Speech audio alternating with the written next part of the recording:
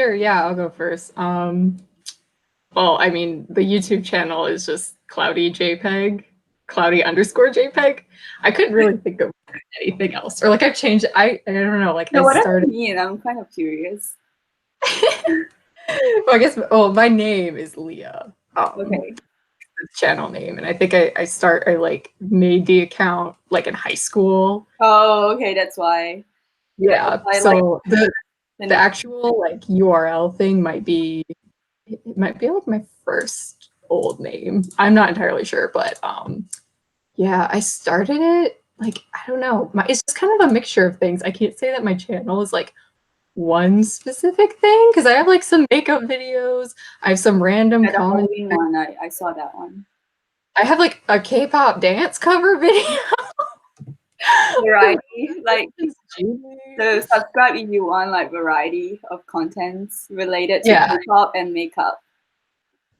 Yeah, it's kind of what it is. It's not politics really. Okay, so my channel, it's kind of like a mix as well, but I have like two main things that I do.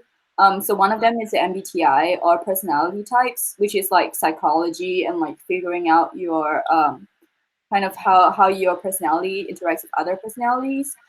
And then the other part is on politics and also like kind of social cultural commentary. So that's like I kind of section it differently in my YouTube channel.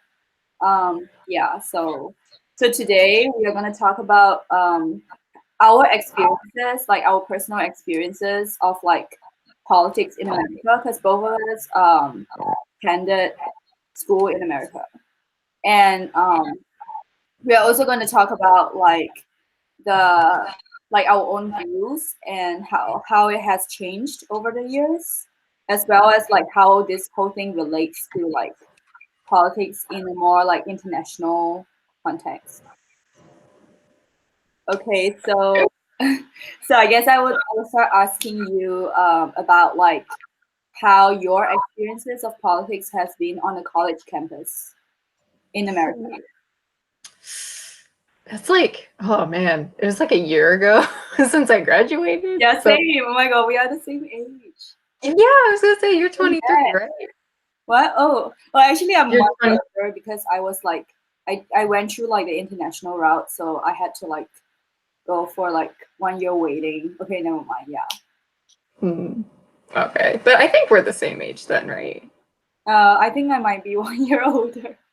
Oh, okay. I'm used to being surrounded by younger people. Okay, never mind. Oh, it's weird because I usually am too. Like, well, because my birthday is like, it's usually like the beginning of the school year, like in the fall. Okay, it's like the last week of summer, but it's like beginning of fall. So like, whenever I had my birthday, it's like people don't usually have their birthdays for another like 4 months, like that. But okay, so like you attended college in which city was it? Like, if you don't mind revealing. Yeah, city, I mean, I guess might as well. Like, I mean, it's on like my profiles and stuff, like Instagram. It's Augustana College. Okay. It's in Rock Island, Illinois. So it's kind of like where would it be? It's like it's part of like the Quad Cities. So it's like 2 cities in Illinois and 2 cities in Iowa. Is that like a blue state or what is it? Is it a blue state? Like yeah. Okay. Generally, yeah, I think Illinois tends to be really liberal, like like for the state, I think, what was it? The state as a whole, like if you're to tally the votes or whatever, it usually always swings like blue. But then I know a couple people who lived in like the southern half of the state. So like Chicago's like up north, and then there's like you go straight west, and then that's kind of like the area that the college is. But then like go from there like down, and then people say it's like totally different. Like people's like political viewpoints are generally different because it's more rural, they say. Oh, okay.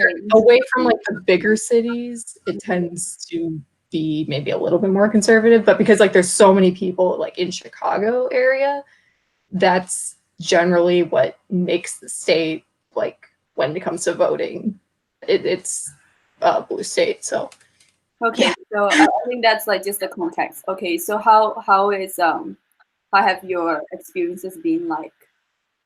I don't. It's like my experience, like at the school, like itself. Relating to like political climate and so on. Right. Like I wouldn't say it's necessarily like bad per se. Like it was like I don't know. Okay, because when I was in school, for the first, like maybe year, I didn't really care about politics. I didn't really care to get into it like at all. Maybe tended to like just be slightly more liberal. Probably still am. I guess like in a way. Like I guess okay, it depends on the issue, you know. Yeah, exactly. It depends on the issue. Right. It depends on the issue. So like I would generally probably like consider myself either centrist, maybe a little liberal, but then like at times the issue might be like, oh, maybe I prefer. Yeah, it's like center left, center right. Oh, yeah. So it's like I don't even know what to call myself. But at the school itself was like not talking like administration because the actual administration of the school could be, I think people say it's not, that sometimes like they're not really happy with it. Just I don't know if it's because they're not liberal. Like I'm not really sure with the administration of the school itself, but in terms of students, like the student body and like even like faculty and stuff, generally pretty left wing. Like it's a liberal arts school. Yeah, so yeah, that's kind of expected. Yeah, so people like this, nothing really happened to me like in particular, but I know like there's a small group on campus. It's called like conservative something. Augustana. Like a Republican club or I don't know, a club? Okay. Yeah, something like Republican club or conservative club, and as that's like the best I can describe it. And there was like they held like a panel or something because every like term we have like we had trimesters where it's like instead of it being like 2 semesters, it's like three terms, like 10 weeks for the year, and then at the end of those there would be something called like symposium day, which is a day where like students or faculty like hold different some people will present their like final projects if they're like a senior or something like that, and then like clubs will do stuff too. And I know that there's one symposium day where the Augustana like Republicans had an event thing that I went to it, and it was interesting. Like at the time, like I don't know, at the time I probably disagreed with a lot of stuff that they said, but then like just looking back at it now, it was like so not like the way that the audience kind of like would talk to them almost seemed kind of like condescending. Yeah, like not respectful of the speakers.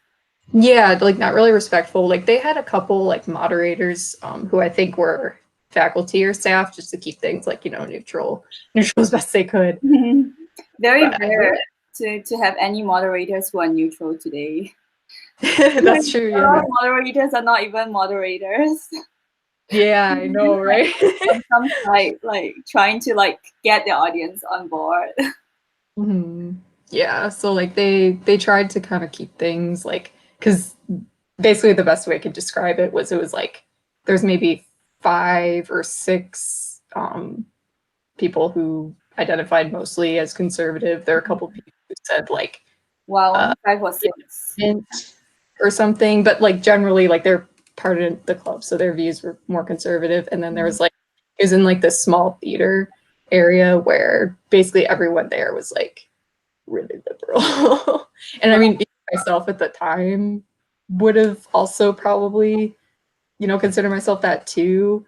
But like, just the way that I feel like the people who are like asking the questions, like the students who were, they brought up this issue because like this isn't really like I can't speak on like their behalf, but basically what they said was if a teacher or something like kind of knows that this student is a conservative, then they like generally don't like they can tell that their opinions are not as valued based at the school or like in the classroom, maybe more so. Like they said like there's a few teachers who are like fine with it, like they try to keep things neutral, but it's like, it's sad that, you know, anything that they would say or was almost met with just kind of like distaste or like, I'm literally bad talking live. So, it's okay. Me too. Not used but basically, yeah, the students, I think they said would kind of like roll their eyes or something, like they wouldn't really want to listen to it, which I think, you know, if you're gonna disagree with someone, at least like ask a question, or like not necessarily have to turn it into a debate, but you don't have to like be an asshole about it. Like, and I don't know the situations that they were talking about, but yeah, I could just like imagine that like it like if I was to probably go back there now and tell them, or like just talk about people, like talk about things that are not super far left, I could imagine that people would be like not happy with it. You were kind of safe because back then you didn't like have anything major, I guess, to disagree with the like general student population. Yeah, basically.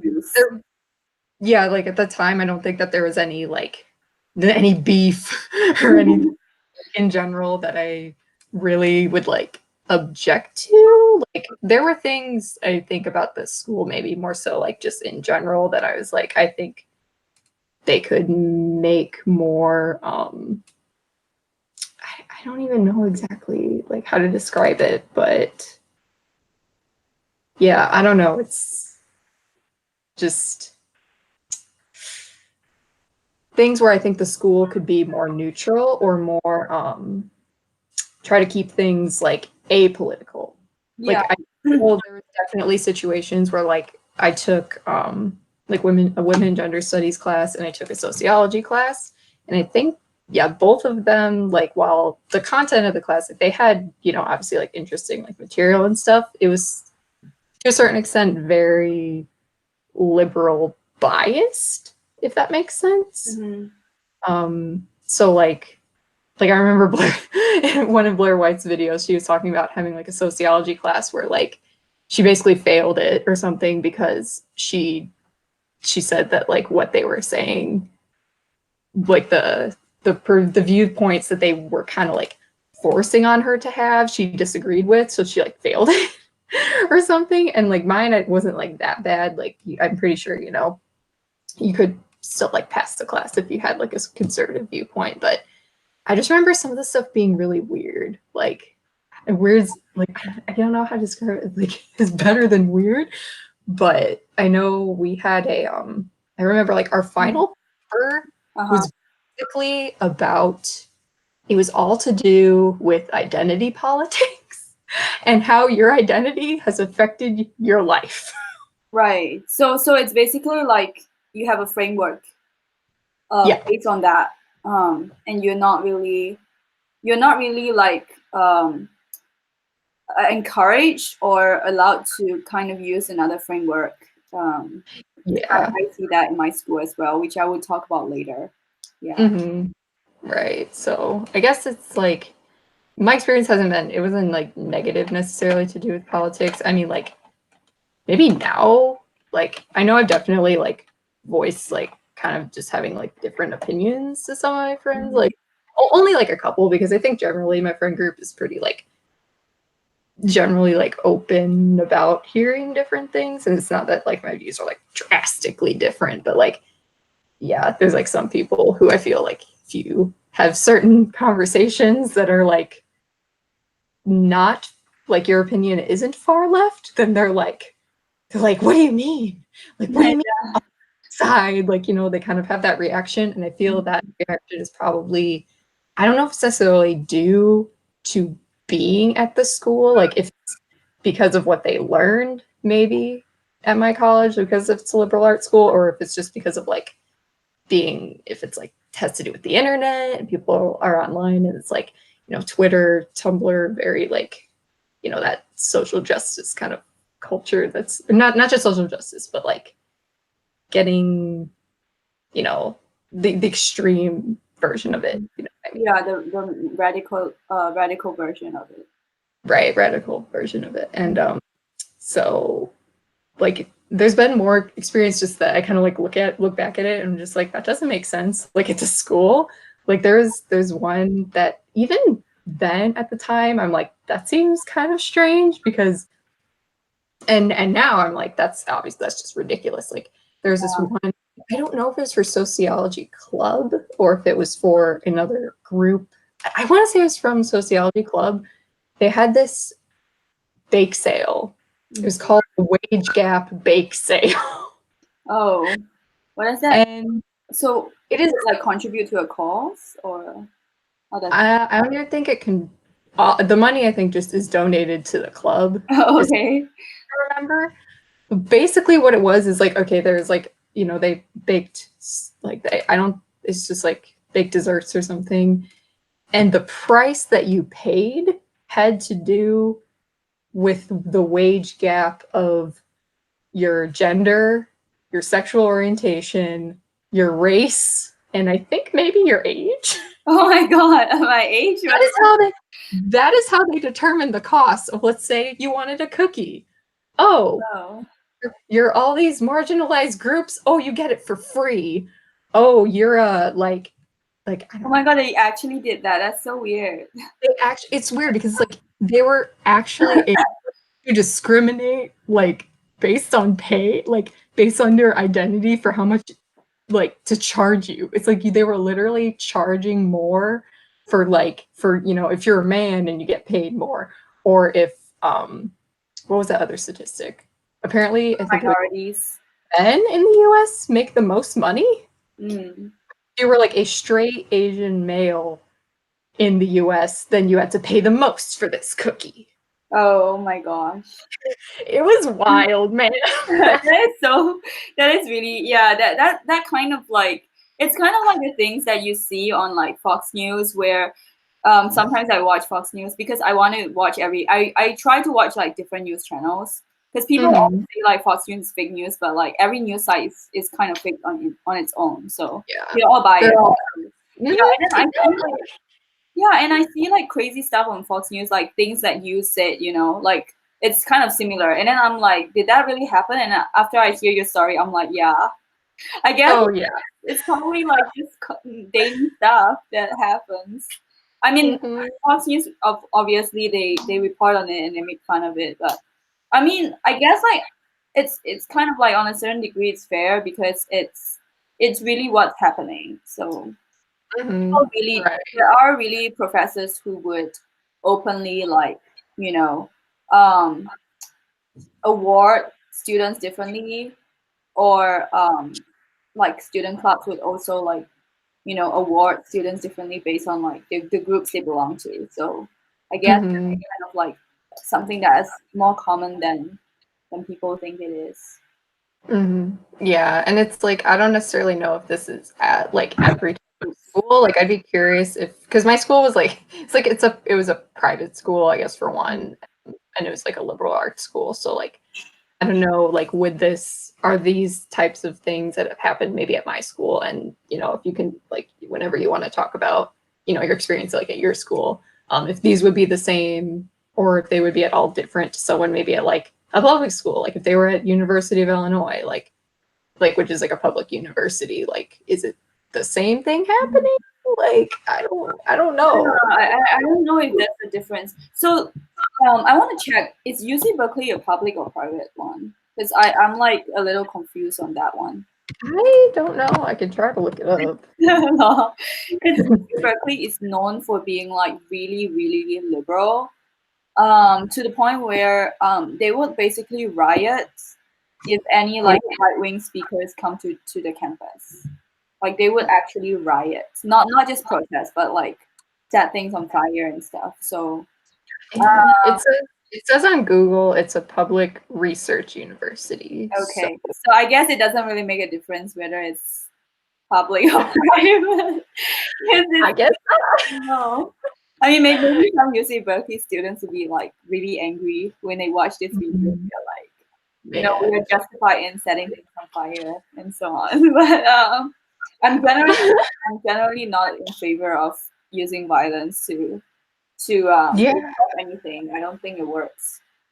No, it's like, isn't it like you catch more flies with honey or something? Like I can't remember the phrase, but it's like that's not going to change people's opinion. Like even Yeah, if it's exactly. If anything, it actually makes people's views worse. Because the more you push them, the more you silence people, the more extreme they get. Like, yeah, exactly. it's like, you Like know, they're going to get more radical. you try to silence the far right. I mean, I don't even know if, I mean, not all of them are actually far right. I mean, obviously, there's like maybe one or two that are like actual white supremacists, but then there's also like regular right wing commentators who are caught right by the students.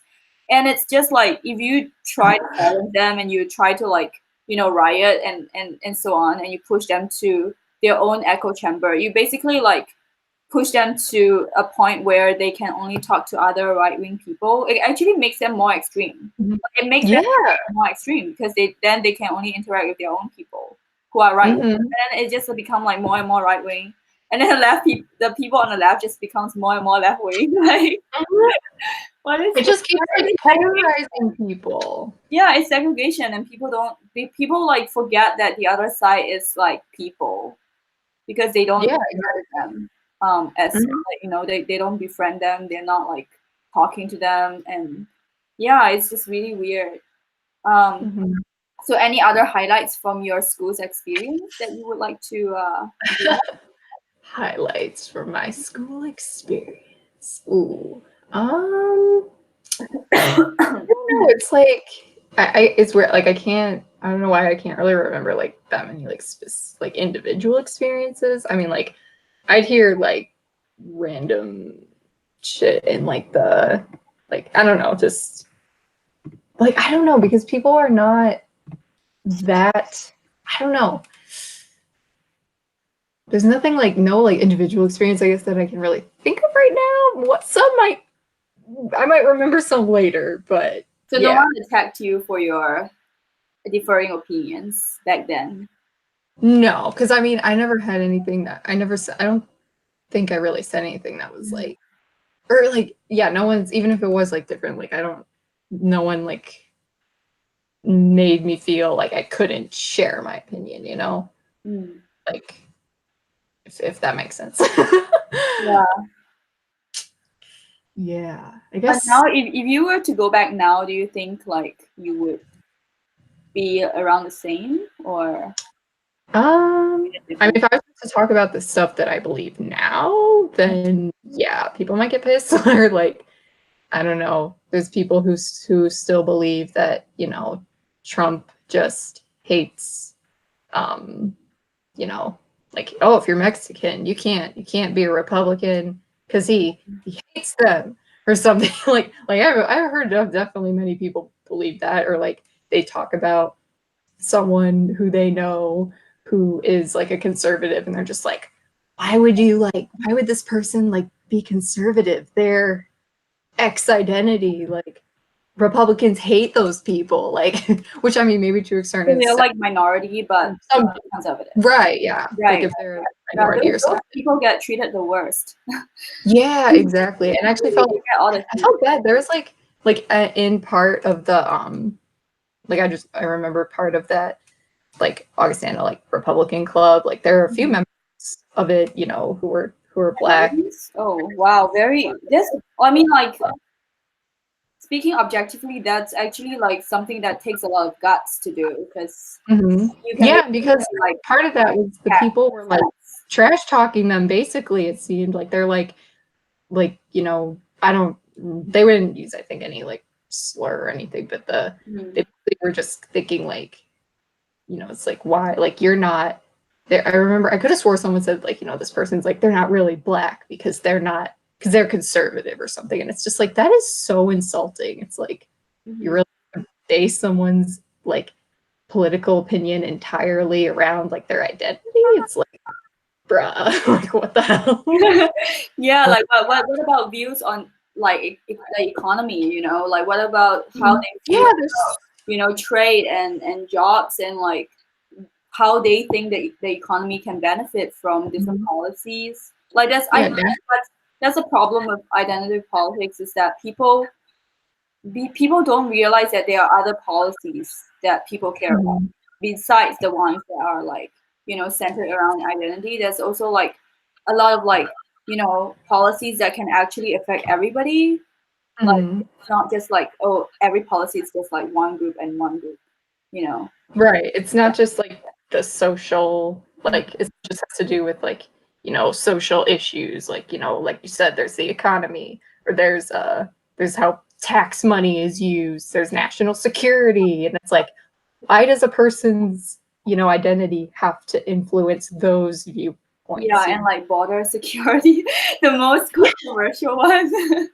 Yeah, that one and abortion are probably relatively controversial, I'd say, in terms of maybe like YouTube's like the discussions. It's so controversial. I mean, it's such a controversial topic nowadays in America. Not really in other countries, but in America. Okay, so so I think I would like segue into my experiences now. So because I actually was I was originally like not from America. So when I first went to American university, I think I regarded myself as a liberal just because like even when you're not in America, you do get like American politics news everywhere. Like it's just like everyone knows about America, because like CNN and like Washington Post and everything. Like that's where we get our news, like on international, like what goes on internationally. That's where we get the news. So I think I saw myself as liberal because they're like those typical issues like, oh, are you for like gay marriage? Like yeah, and then like like are you like pro-choice? Like yeah, I am. So it's like on these issues I feel like I'm liberal. So when I first went to school, I just like felt like, oh, okay, when they talk about like are you liberal or conservative, I just don't think I fit into the conservative word, because like how words have meanings too. Like liberal, like the word liberal, like in a non-political sense, it means like sorry, like you are kind of like open-minded, and and you are like open to like new experiences, like new cultures, and I felt like I could identify with that. So I that's why I thought I was one.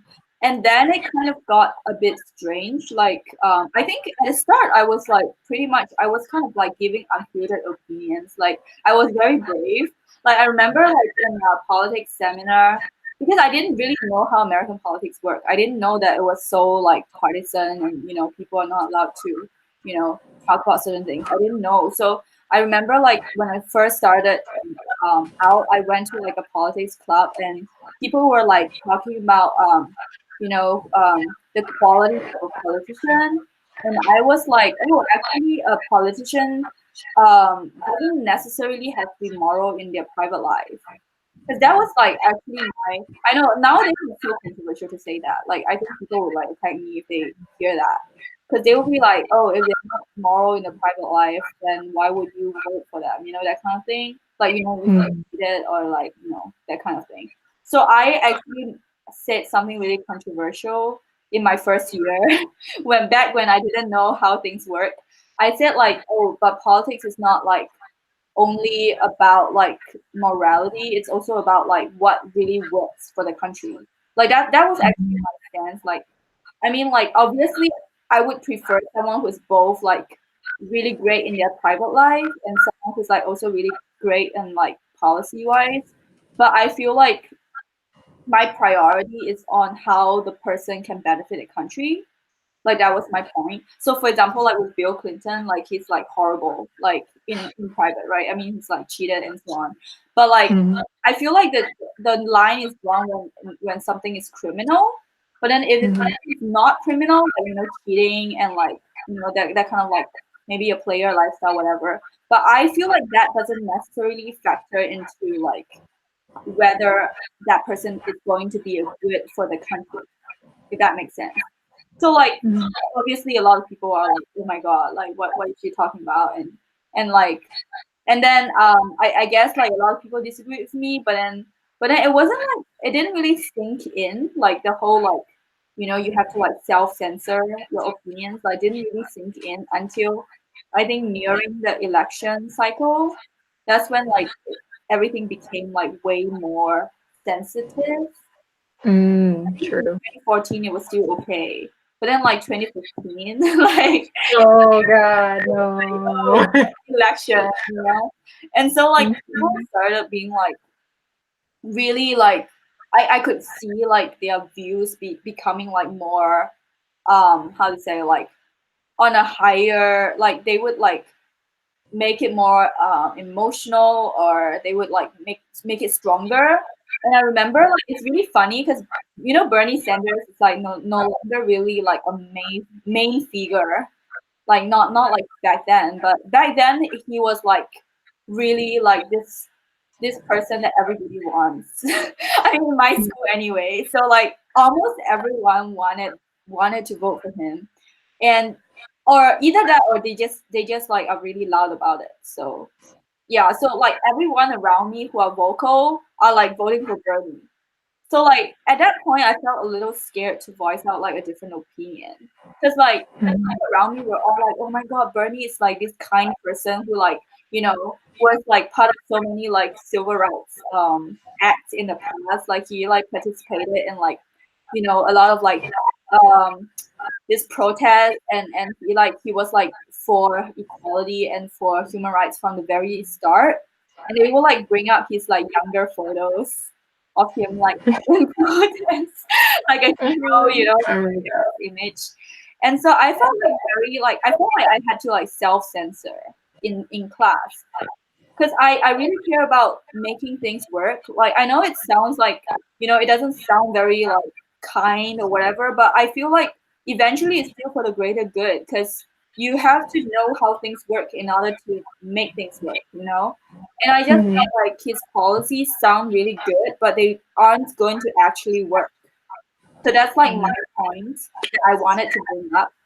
But then like because like everyone was so vocal in like their support, I felt like I couldn't say what I wanted to say, because otherwise I would have like a mob like silence me, even though like I didn't actually try that in front of them. But it's just like, imagine like you just sitting around this whole table of like like loud and like passionate Bernie Sanders supporters, and then suddenly you say like, "Oh, but I don't think it would actually like his policies would actually work in America's context."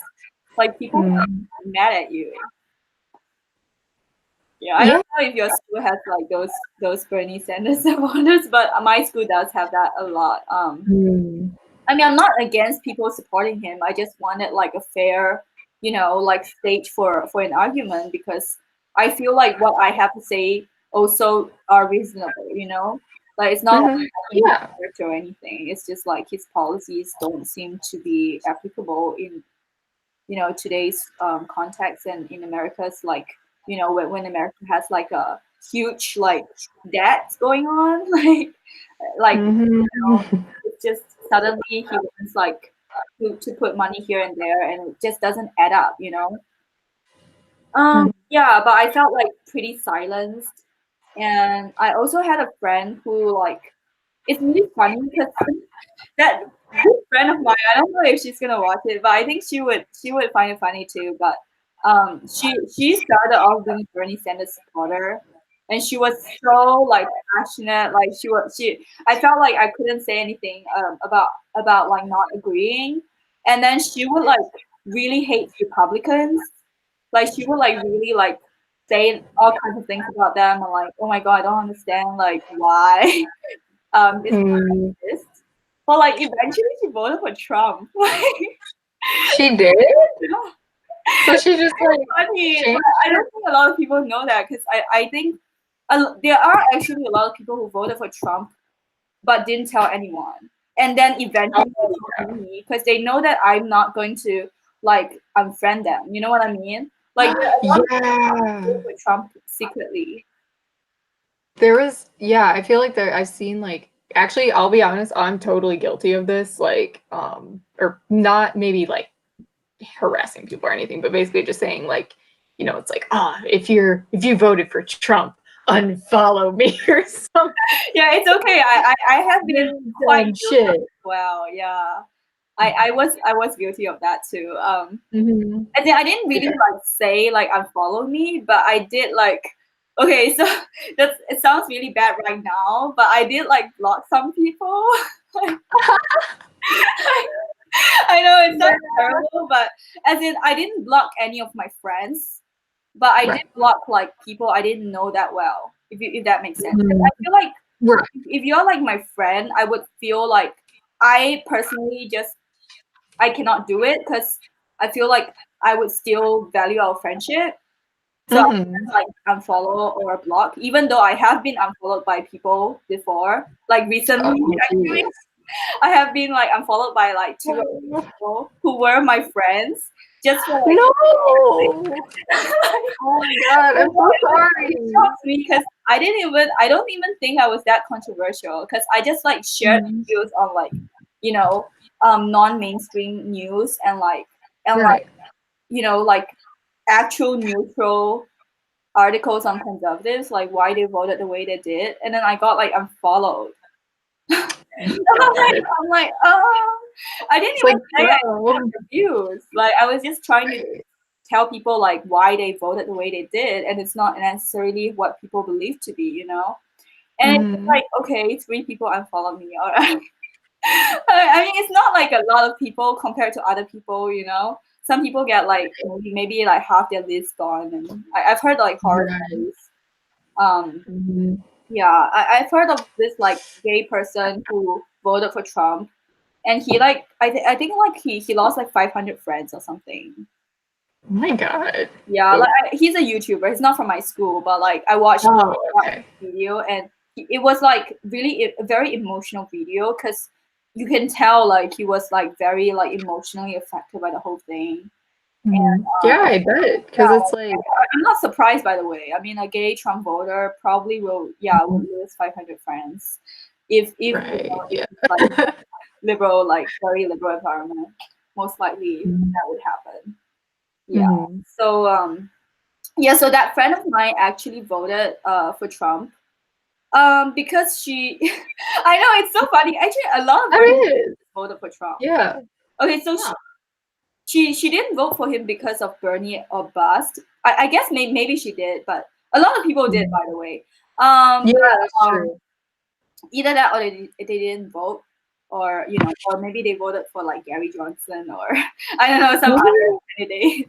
It was like I don't remember, but yeah. So I felt like the reason. Okay, so some people actually voted for Trump not because of Bernie or bust, or because they were like sick of the whole like, you know, political correctness thing.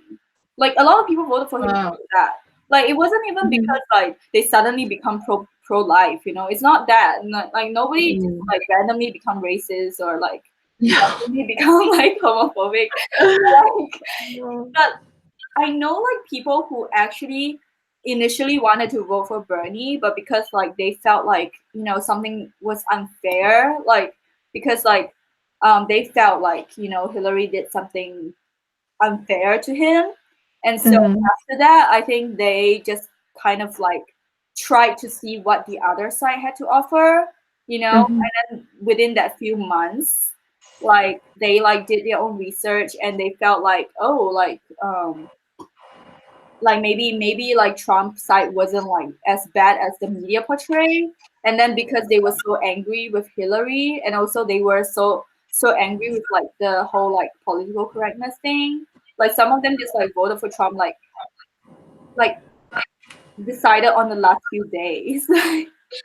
I know that like they decided like they used to want to vote for someone else and then they voted for him because they were pushed to a point where they felt like, you know, if I don't, you know, because it's pushed on when certain things are pushed on people, it tends to backfire, you know.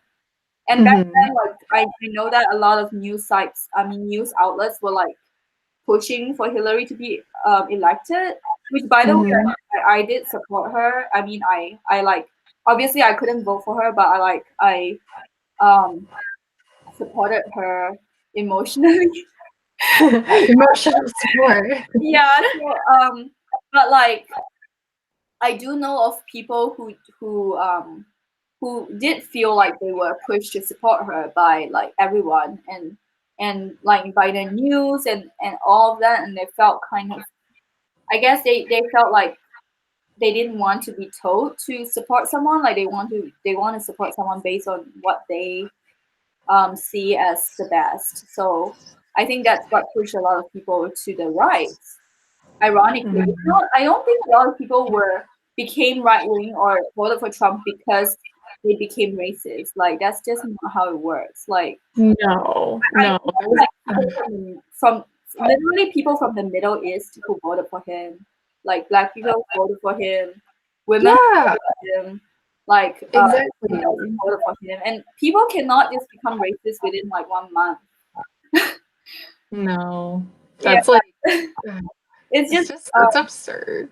Like that idea that it's like I this person's probably not gonna watch this. Like I'm not gonna go into details about who they are, but like I remember I had this one friend who was like, yeah, they're so mad that someone dare say they were like, oh, I can't believe this person. They said not all Trump supporters are racist. yeah. I mean, of course, They were not right. expecting me to be like, yeah, oh my god, that's insane. But I was just kind of like, huh? Like I didn't have a reaction because I was just like, that is insane. Because, like, yeah, I don't exactly like Trump. I don't really dislike him either. It's just kind of like there's things that I don't like, but then Yeah, there's things. exactly. There are things that I'm like, oh, you shouldn't have done that, and then there are things that I'm like, okay, this makes sense, you know. So Right. I'm pretty But mixed then it's about it. yeah, but then it's like that idea that it's like, oh, like if you support anything he's done, that makes you racist. And it's like Yeah, there are some people who are like that or who like really believe, and it's like that is crazy. Like not it's not crazy, but it's just like how it's very it's so like it's just like it's this or it's that. It's like yeah. polarized. Hmm. No, there's plenty of people who voted him because of the policies. Yeah, like the economy. Isn't related to race. Exactly. So I know of people, a lot of people who are like fiscally conservative. So I was part of the NYU politics club, right? Oh my god, I reviewed my school, but anyway, it's okay. I give up on hiding because people know from things I share anyway. So so I did like talk to some people from the Republicans club, and some of them were like, oh yeah, we actually used to be liberal, but then like we took an econ class, and then we kind of like decided that the economic policies of the left like today like don't really work for the best interest of the country.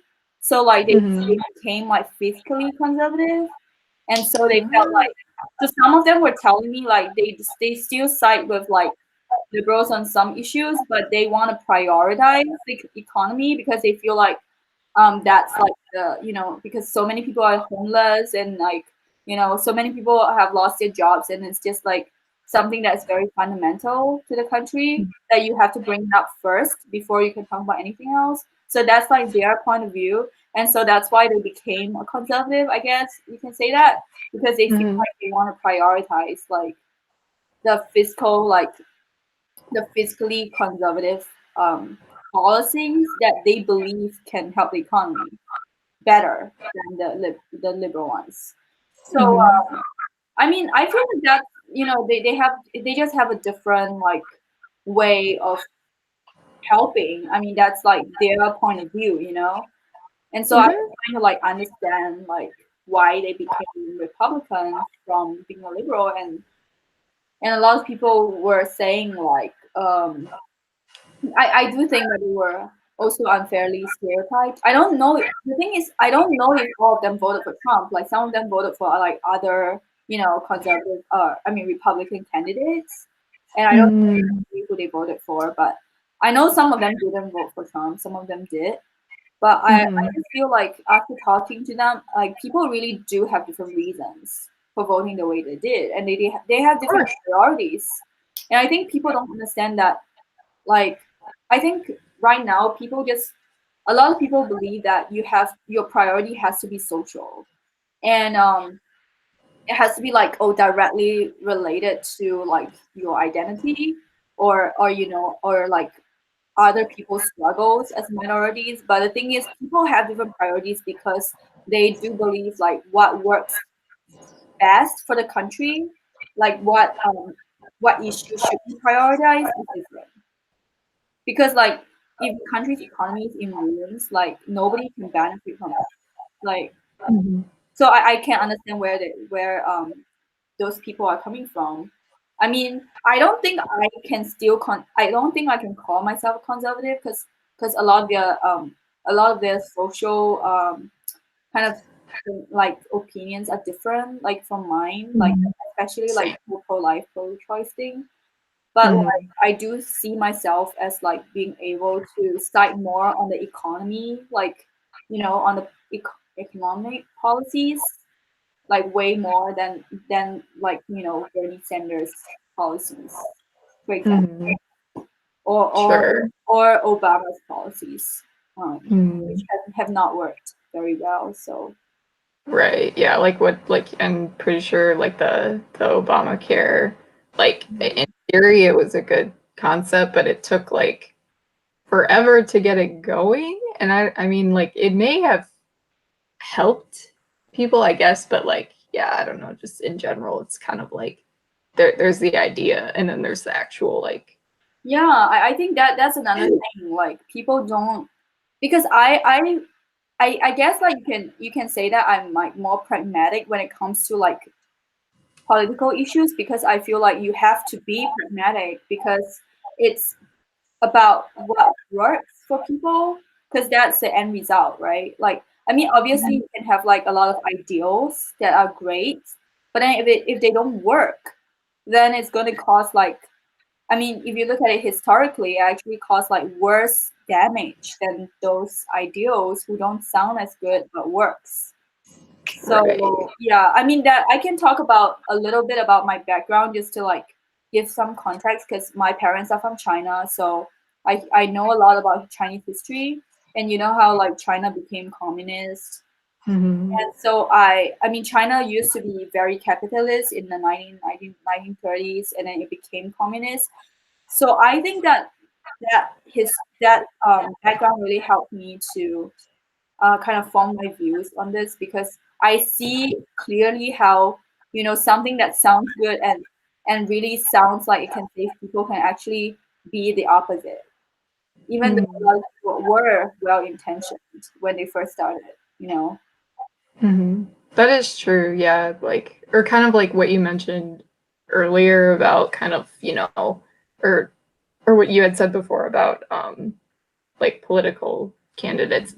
It's almost like you may like someone like they may be someone who you're like I could see myself being like friends with them or something, like they seem like a good Yeah, person and role model, but it's like are they gonna do the job yeah, correctly? exactly. Like That's in what an ideal world, yeah, you'd have both, it's like I but don't think I want to be like in the same room as Bill Clinton ever, but like but like if he does the job you know better than I mean if he like you know can improve the economy which he did in his presidency then you know compared to someone whom I like but does not do anything for the economy then like right, yeah, I guess it's you kind of know, like if what are you you're gonna choose like yeah it's a very tough choice like I feel like in a democracy like you know how like I think Winston Churchill was talking about how you're choosing like always choosing the lesser of two evils. I believe in that. Like, obviously, you are. You know, you have to that is choose the lesser of two evils. And no, I don't think there's any like candidate that is ever perfect or doesn't have like a lot of problems. Because people have a lot of problems in one way right. or the Or other. even if you think that they don't, it's like, you could, it's like someone who you might not think, you're like, oh, I prefer this person because they don't have any, like, what was the word, like skeletons in their closet or, and any, like, anything to expose or anything. It's like, Yeah, you don't know them personally. So exactly. it could be just as bad as the other person, but in terms of if they're going to get stuff done or not, like they could be a crappy person and also not doing their job. Like you know, it's exactly. So it's really hard to. That's why I feel like I personally I feel like I can understand where each person is coming from when it comes to voting. I mean, better now than before. Like, back in the days, I did block some people. So, so it's. I mean, they were not really my close friends or friends, but I did feel bad for that, and I did unblock them after that. So I did confuse a lot of people what happened. But yeah, but it was just like I feel like the whole like echo chamber thing in my school, just like that was really the cause of a lot of these problems, because when people only talk to people who think it's the same, and that goes for the right too, people who are right wing also kind of are forced to only talk to themselves. I mean, only talk to their own right wingers. So I think they actually became more extreme as well because of that. So it's just bad for everybody, really. Because like I think it's also a problem because my school, I'm not sure if your school has that problem where you have like outside speakers coming into the school, and then there's like a protest, like not allowing them to speak and stuff. I don't know if your school I don't think we've ever had like speakers like or any like huge speakers come in or any like protests or anything. Like maybe it's just because my school's too small. Like people like we haven't really hosted any that I can think of that are like I can't even think of any guests. I mean, not that I can't think of any guests, but like we've had guests come in for like symposium day or whatever, like the day where it's like people just come and give talks. Like that's where they'll usually like invite guests to speak. Or like sometimes they'll have like different like comedians come in and whatnot for like I don't know, a couple times maybe during the terms. But no, there's been no like protests or anything. I don't know, is that just because like the school was like maybe they just didn't invite think about inviting them, or like I didn't bother to invite, so no drama. That could be it too. Yeah, because your school has like only like what 5 or 6 Republicans. I mean, I don't know if it's necessarily only has that many, but like it definitely has. Maybe like, it's just like they're in the closet, maybe. Because I know they are. So I think there's probably, and also not everyone who I remember was at that. What was it like the like event thing? Like, why can't I can't speak today? I can't think of the right words for these things. But like, or the panel. That's what it is. For the panel, like it's not like I don't think they had like the entire Republican club like up on stage, but they definitely had, I think, like exec board, I'm guessing, and maybe like 1 or 2 other just like club members. But it was pretty small, and they've generally, it sounded like from their experience was what they were talking about was that like they could tell like when they go into a class that it's like an overwhelming majority liberal. So yeah, but no protests though, like in terms of speakers. I think there's been protests for other things, can't really remember though, but yeah. So my school has a lot of protests going on. It's like I think it's like my school is like a lesser version of UCB, UC Berkeley, but like I feel like it's just like a slightly more calm version of UC Berkeley when it comes to protests. Yeah, but wait, what was your school again? I'm sorry, I forgot the name. Oh, what? What was your school? Was it UC Berkeley? NYU. Oh, okay. Gotcha. I don't think I've heard it. Yeah, I feel like I might get more unfollowed. More people will unfollow me after this. Okay. That's okay. I get my followers up by other means, so I'm just kidding. I'm not going to buy followers. Yeah. Like, I mean, I feel like if people are going to get that mad about an opinion, it's like, is it worth it following this person? Yeah, like, why not listen to alternative news? Like, I feel like I'm providing free like alternative news that you can't get anywhere else. Like, no. There you go. Great, and I'm like in the middle, so the moderator for the news outlets and so on.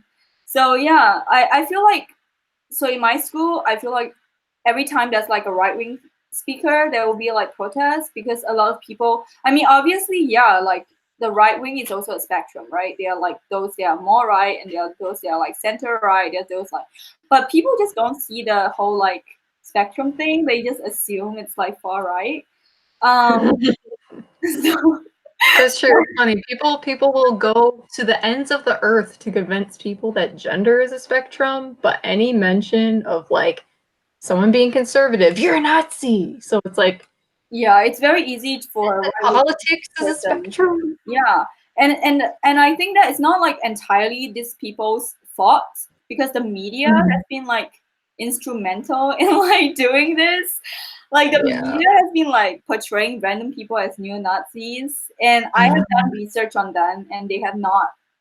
Those people that they have been caught neo Nazis, most of them, except for like maybe one or two, most of them don't actually hold like white supremacist views. Right. Oh my God. People call PewDiePie a Nazi, or like they're like Yeah, that was that. PewDiePie is a white supremacist, and it's like PewDiePie is not. He's a very moderate guy. Like he he's like is. the most moderate guy ever. He's like always like trying to like moderate things. Like even between like beef between YouTubers, he's like he's I feel like his views are very refreshing because he's not like very super biased on each and on like beefs and stuff. So I guess that translates into politics when he's also like not super, left or right. Yeah, but it's just because the speakers just get labeled very easily as a neo-Nazi, and when they protest, it's like I feel like that's just going to make things worse because then if you protest this right-wing speakers, then they cannot debate with you, and then they would become more right-wing. So and then the right supporters are not allowed to like I just feel like when you don't allow debates to happen, it just worsens everything because like the right wing speakers don't get to listen to like your opposing views, and then you don't get to listen to like views that are not like super left. And then it just like both sides just go your own direction and without any like form of, I guess you can say, I don't know, like supervision. Like there's no like checks and balance on this. Right. Yeah, it's like if both sides, like, because I'm pretty sure like it happens with both, where it's like they don't talk to anyone who is of like, I mean, I feel like it's generally more so like liberals, far left liberals mostly, who don't want to listen to any conservative viewpoint. Like, they just tell them, it's like, oh, you're a terrible person for believing in this. And then the conservatives are then like, okay, well, what am I supposed to do now? And then they only talk about people or they only talk amongst people who are also conservative, or even like, beyond just normal conservative into like far right. Yeah. Because those are the only people who will listen to them. So yeah, there's no one to like to have a real debate, because I think in terms like for what far left people consider a debate is basically just shouting and screaming at them and expecting them to change their minds by shaming them. That's something that I feel like I've definitely seen before. Yeah, I've seen that on YouTube too. Like like it's on YouTube. It's of like there are like videos of like even like centrist people who are like on student campus. They get like shouted down. oh my god. Like Yeah. Rubin, he's pro-choice, he's pro-gay marriage. He's like I think I don't know if he considers himself a libertarian, but I mean his views are libertarian. And he got shouted down like by I think Black Lives Matter protesters. Oh my god. Like he just couldn't get a word out, like he just was they were chanting and so he couldn't like say a full sentence. Yeah, and it's like those people, if they're like, oh, if this is really like what this side is like this other side, like the liberal viewpoint is, whether it's just like a moderate liberal or like a far left liberal, like if that's all that is, just screaming at you, telling you it's like you're a terrible person if you don't believe what I say, then they're going to be like, why am I going to want to talk to you? Why should I waste my time even like listening to what you have to say when you won't listen to what I have to say? So their views are going to get more extreme. And it's like, it's weird. So like they're just gonna talk to other right wingers who may even have more extreme views than them. And they may, you know, develop in that direction because that's, you know, who they surround themselves with. If they don't have anyone else to talk to. So right. And it's weird because I mean, I'm sure it probably happens, but like I see it like sometimes it's not necessarily like politics, but like well, or like I don't often see like it's like I'll usually see like liberals basically just throwing shit at like conservatives because they don't believe what they believe, but I rarely see conservatives getting mad at liberals for believing what they believe. Like I feel like I'll see stuff like online where it seems to be like more conservatives would want to have an actual discussion with liberals, or like maybe far left liberals who don't want to, like, or I don't know if they don't want to or they feel like they can't actually defend their stance. So because they don't know what to say, they can't really defend their viewpoint. They just start like what's the word? There's that one class I took that was actually like really useful for these sorts of things, like philosophy, like logical fallacies, where it's like a person will just kind of, because they can't defend their viewpoint, they start like picking on the person's like appearance or something. Like, well, like at hominem, I don't know how to pronounce that word, but it's like ad hominem. Yeah, something like that. It's like you attack the person who's making the argument.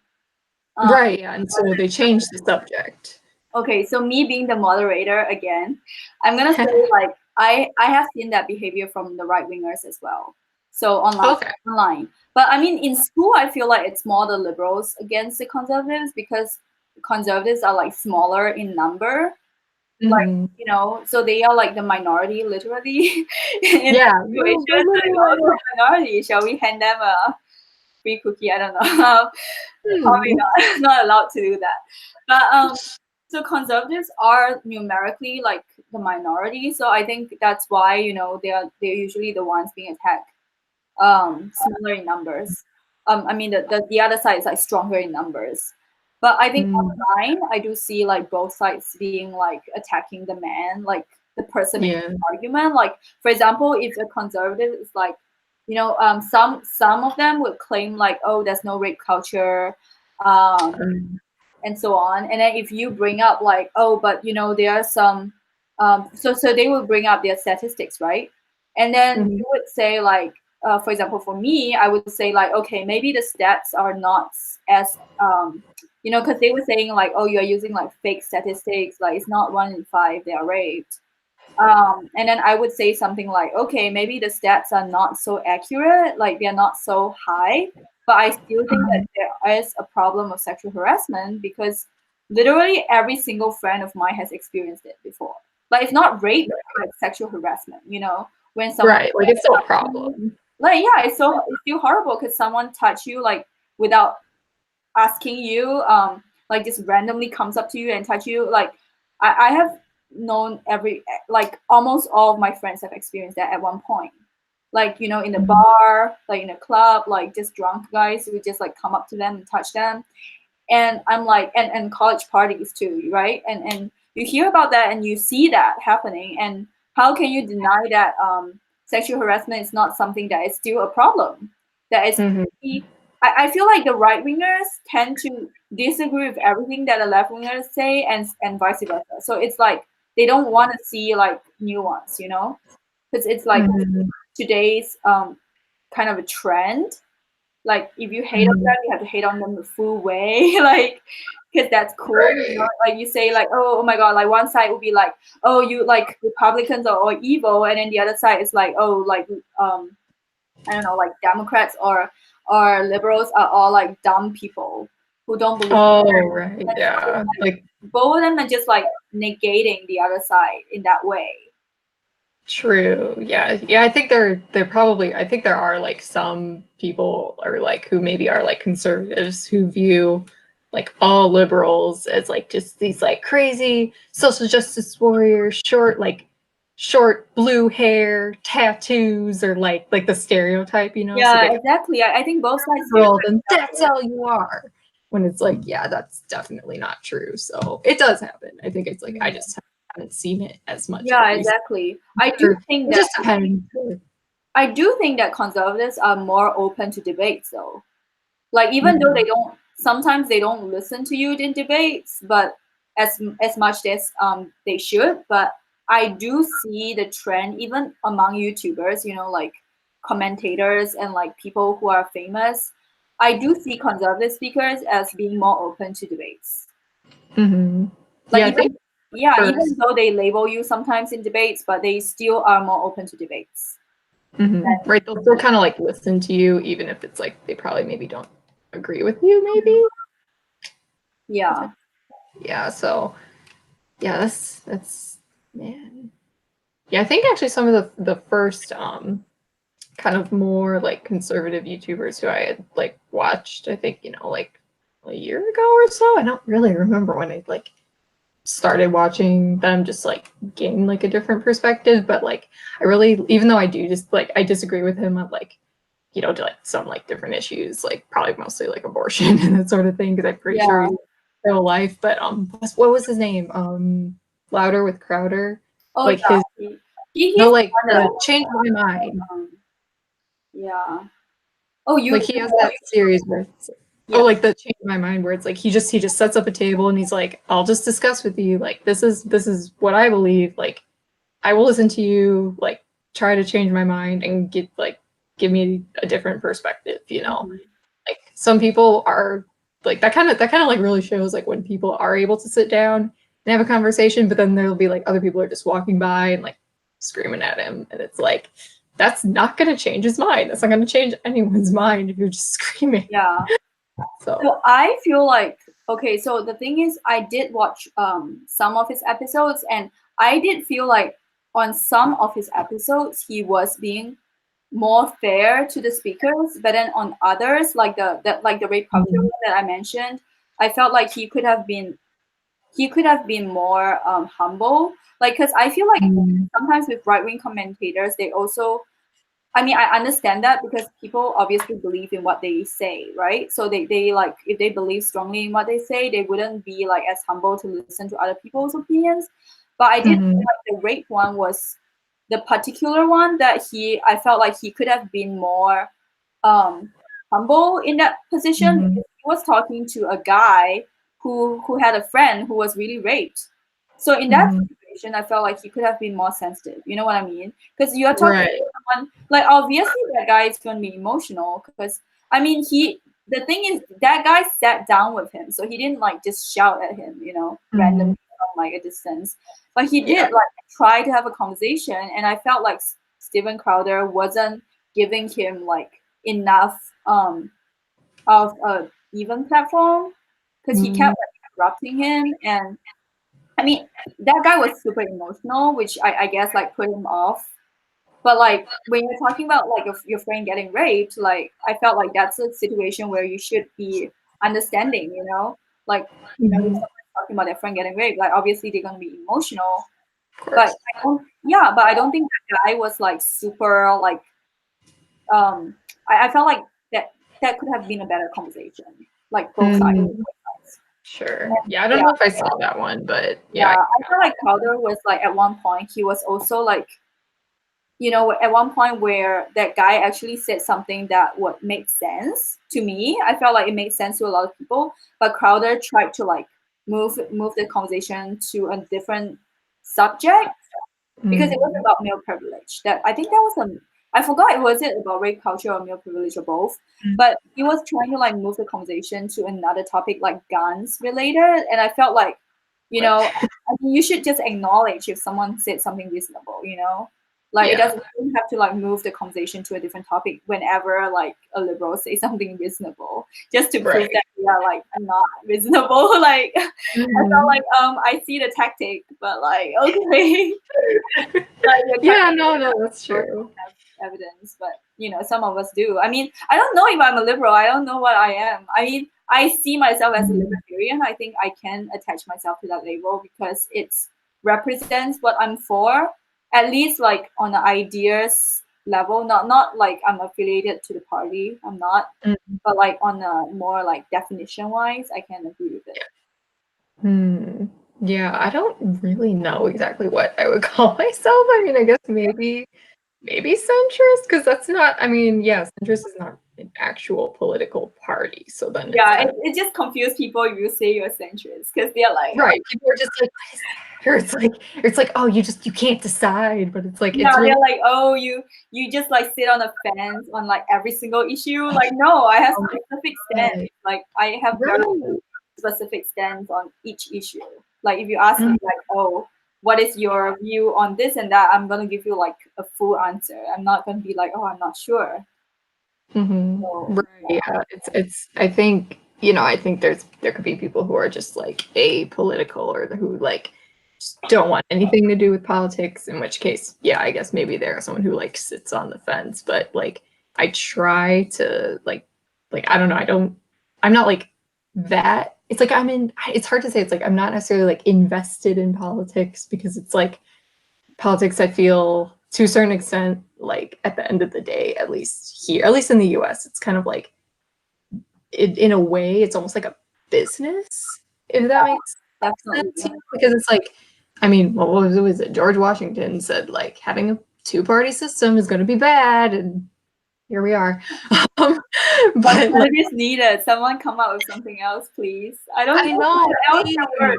I have no idea. Like, so many things just don't work.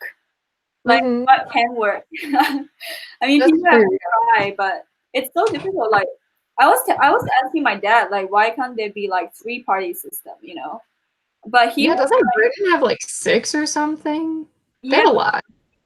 So he was telling me, like, I think he made a very valid point. Like, he says that in order for like politics in a democracy to work, people need passion, and often like passion comes from opposing sides. So if you say something centrist, it's like you are probably like more reasonable, but then you're not going to get as many votes. You know what I mean? So that's why both sides try to like make the other side look really bad, because that's how you get votes. It's very manipulative on both sides. But then it's like, you have to like make the other side look terrible, and completely like you can't like acknowledge, oh, maybe that person did, I mean, that one issue, that person is right, like, because it's just not going to be passionate if you try to like be the moderator. I know, and that's what's like really sad. Yeah, it is sad. I don't know. I mean, I hope there are going to be better like political models that people can use in the future, that are not like, forcing people to be like either or like, I feel like it's just gone to the point where people just want to demolish the other side. Like, that's like their aim of any kind of, discussion. Yeah. I like it when people are strong in opinions, but I think it still has to be from a place of, actual like value added to the discussion. It can't be just like, randomly saying things that are like personally like attacking that other person, or just like sidetracking to another topic. Right. Yeah, that's true. And it's like with that, it's kind of, people do, or like, I don't know if it's necessarily like, it probably has to do, probably, political figures, but then also even just like news outlets that are biased to one side. They're so biased. They're gonna want to make, the other side into. 1 second, hold on. Let's move on to the topic that we already started discussing that topic, but it's more like kind of like our views on what's recently happened. I guess like we can talk about things that are recent, like, like the whole like Facebook ban on people who are not, not liberals, and also like, the abortion bill, and like just like recent events. I think that would like get a lot of, people interested, because like, what's trending. People True. Like, yeah, I think more about the abortion ban than the Facebook thing. Like, Yeah, it's okay. I heard about it. I already made a video on that, so it doesn't have to be the focus of this video. Okay, I mean we can mention it later, but I think for me I'm more knowledgeable, I guess, about this new law thing or whatever. But yeah, I was like Alabama. Yeah, that was like I was like, so I made sure to check different news outlets just to make sure that CNN is not like exaggerating, because CNN has been like exaggerating since like the beginning of time or something. I mean, CNN has been like partisan, like even on international news, it has been like, being like really sensational for no reason. So I made sure that it was a real thing, and then when I found out it was a real thing, I'm like, like, why? Cannot deal. Like, this is just too much. It is. Like, I think I watched I don't know if you know Jacqueline Glenn. Oh yeah, I did. I watch her. I like her a lot. She's a moderate left. She's literally she's left. Like, she's liberal, but she's not like far left. Yeah. Yeah, like she acknowledges that there's like, there's some people who are like gone off the deep end who could be liberal, but then like of course there's also like people who've gone off the deep end who are conservative. But she did a video about just kind of the whole thing kind of recently, because like I saw, a lot of people posting about it, but I'm like you were saying, like, is this real? Like because I have been lied to by CNN for so many times, so I have to be like on, like I have to. I just have to be like making sure, and then I made sure, it's real. So right, yeah, and like it was, so basically what was it, like 99 years could be punishable, like 99 years in prison for getting an abortion. It's like, like what the hell?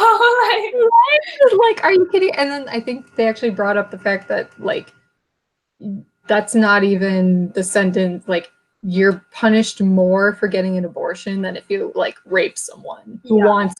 I mean, oh my god, I'm just like, I have no sympathy for rapists. Like, like in Singapore, where I'm at right now, and it has like this like punishment called caning, like where you basically get flogged, but like you get treated. So it's not like you get flogged publicly, but you get flogged in a room, and then you just get like your wounds treated, and it's only for men, because like women, if you get flogged, like you may die. So so it's for like, it's like reserved for like rapists. And I kind of like, I mean, I know I sound barbaric by like American law, but I actually don't mind when it comes to rapists. Like if they get flogged, I'm fine with it. Right, yeah. I know it sounds terrible, but like, I mean, it's almost like, right, if the person is obviously like, if it's proved to be true, because I would exactly, not like alleged rapists, but like, like DNA and so on. It's actual rapist. Yeah, or like someone, not like someone just like, like is accused of being rapist. Yeah, you can't just flog someone based on accusations. Like that's that's like it's true. Then it's like, well, it's kind of hard to have sympathy, But yeah, that's just like, it's crazy that at least like, or it's like in Alabama, I feel they're like, I don't know. It's weird because America like is so strange, because I feel the conservatives, like if you're to look, I feel like at conservatives who are maybe in like the northern half of the U.S., I feel like their reasoning probably for why they're Republican is going to be different than conservatives who are in like the Bible Belt, like South. Exactly, it's very probably conservative because of their religion, and like it's kind of a fact that it's like a lot of people in the South, especially Alabama, where it's like they basically are forming their political opinion based on like the Bible or something. So yeah, and I feel like, I like to use the word fundamentalist, not just for like, terrorists, but for like anybody who is who is like really sticks to like what they think is right, and they don't want like any deviation from it. And I think that's dangerous. And I think that, to me, when I saw the Alabama bill, it just reminds me of fundamentalism, It's like, oh, abortion is murder, or like, it's just no black, like, I mean, there's no nuance, there's no gray areas. It's just like, oh, it's wrong and you have to stick by it. Like you have to like make sure that no one gets it. Like that's how I felt. Like it's very fundamentalist to be like, this is it. Like there's no deviation allowed. Right. There's no like, flexibility or Yeah, exception. exactly. Do Like, you what if believe? the person, what if the person is, beyond the argument on rape and incest, which is mentioned many times, like, obviously that's, something that should be taken into account. There's also, Right. like, what if accidents happen? Like, even if you use contraceptives, like, what if you just, what if you're a teenager? What if you're only 15 and, like, you know, the Like you guy. don't have the finances, the emotional stability to be taking care of a baby. Like what the heck? Like there are outside of like the main things that people talk about, rape, incest. It's like there's so many other reasons that people could, want an abortion. And like those two aside, it's like, someone maybe they're not financially stable, maybe they're like they cannot, because like once you have a kid, it's like your entire, like if you're doing it properly, I guess it's like you're devoting your entire life, like waking hours and like to this living person. And it's like once, like I don't know, to not even give someone the option like to have an abortion like early on is just like, that's just not fair. Yeah, exactly. So again, I'm gonna play the moderator because that's like my role in life. I don't know why, but Sure. so I understand where the pro-lifers are coming from, even though I'm not pro-life. I mean, I am pro. Okay, I don't know. I am pro-choice. Okay, but I understand where they're coming from when they say like, abortion is like a really bad, like um kind of like a choice that you shouldn't have to make, where they feel like it's better to have like responsible planning and like to That makes sense.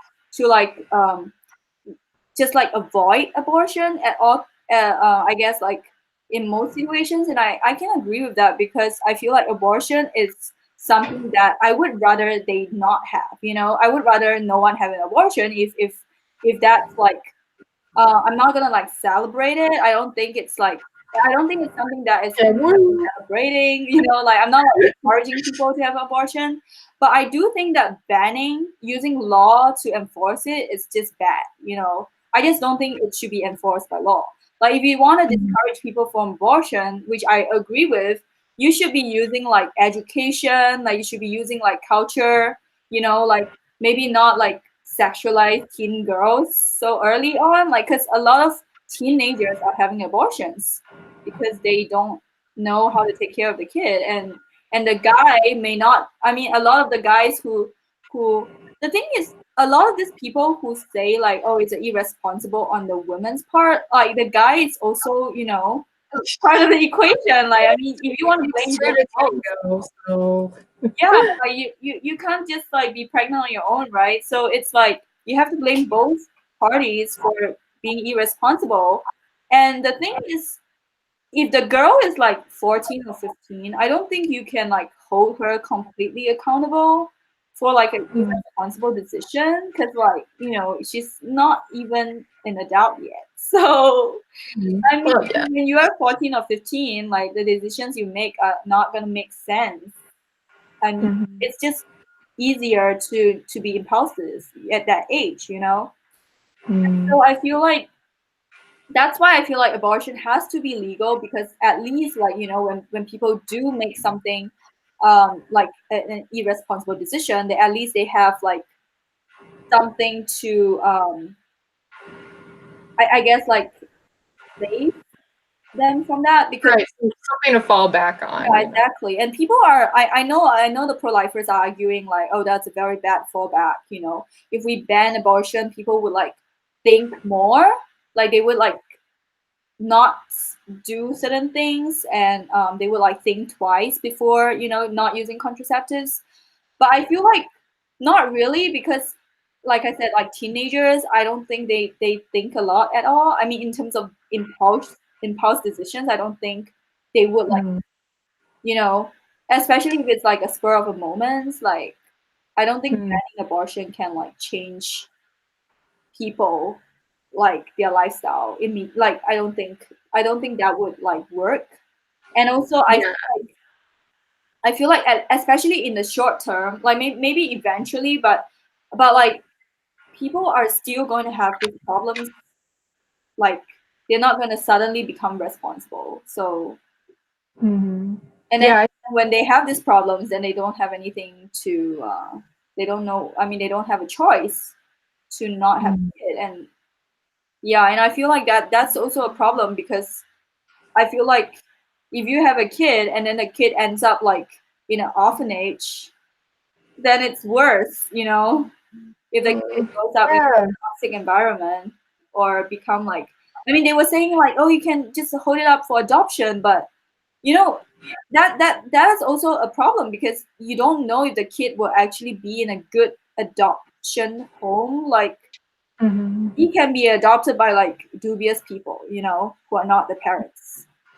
Sure. It's kind of like I mean, even then it's like, the kid like could like may or may not, let's say if, they could be put up for adoption and it's like have, it could be a good life for them. But at the same time, that's a lot of, I think, like emotional like anguish I feel like the mother would have to go through because like it's a hard decision. I would feel like, I mean, thankfully it's not like I've been in that situation, but like I could imagine if someone is in that situation, it's like you have to decide whether it's like, okay, do I get an abortion, do I just wait 9 months to actually just like have a kid, and then if I can't financially or take and put them up for adoption. It's like really they're neither is like, I think, an easy Yeah. choice to make.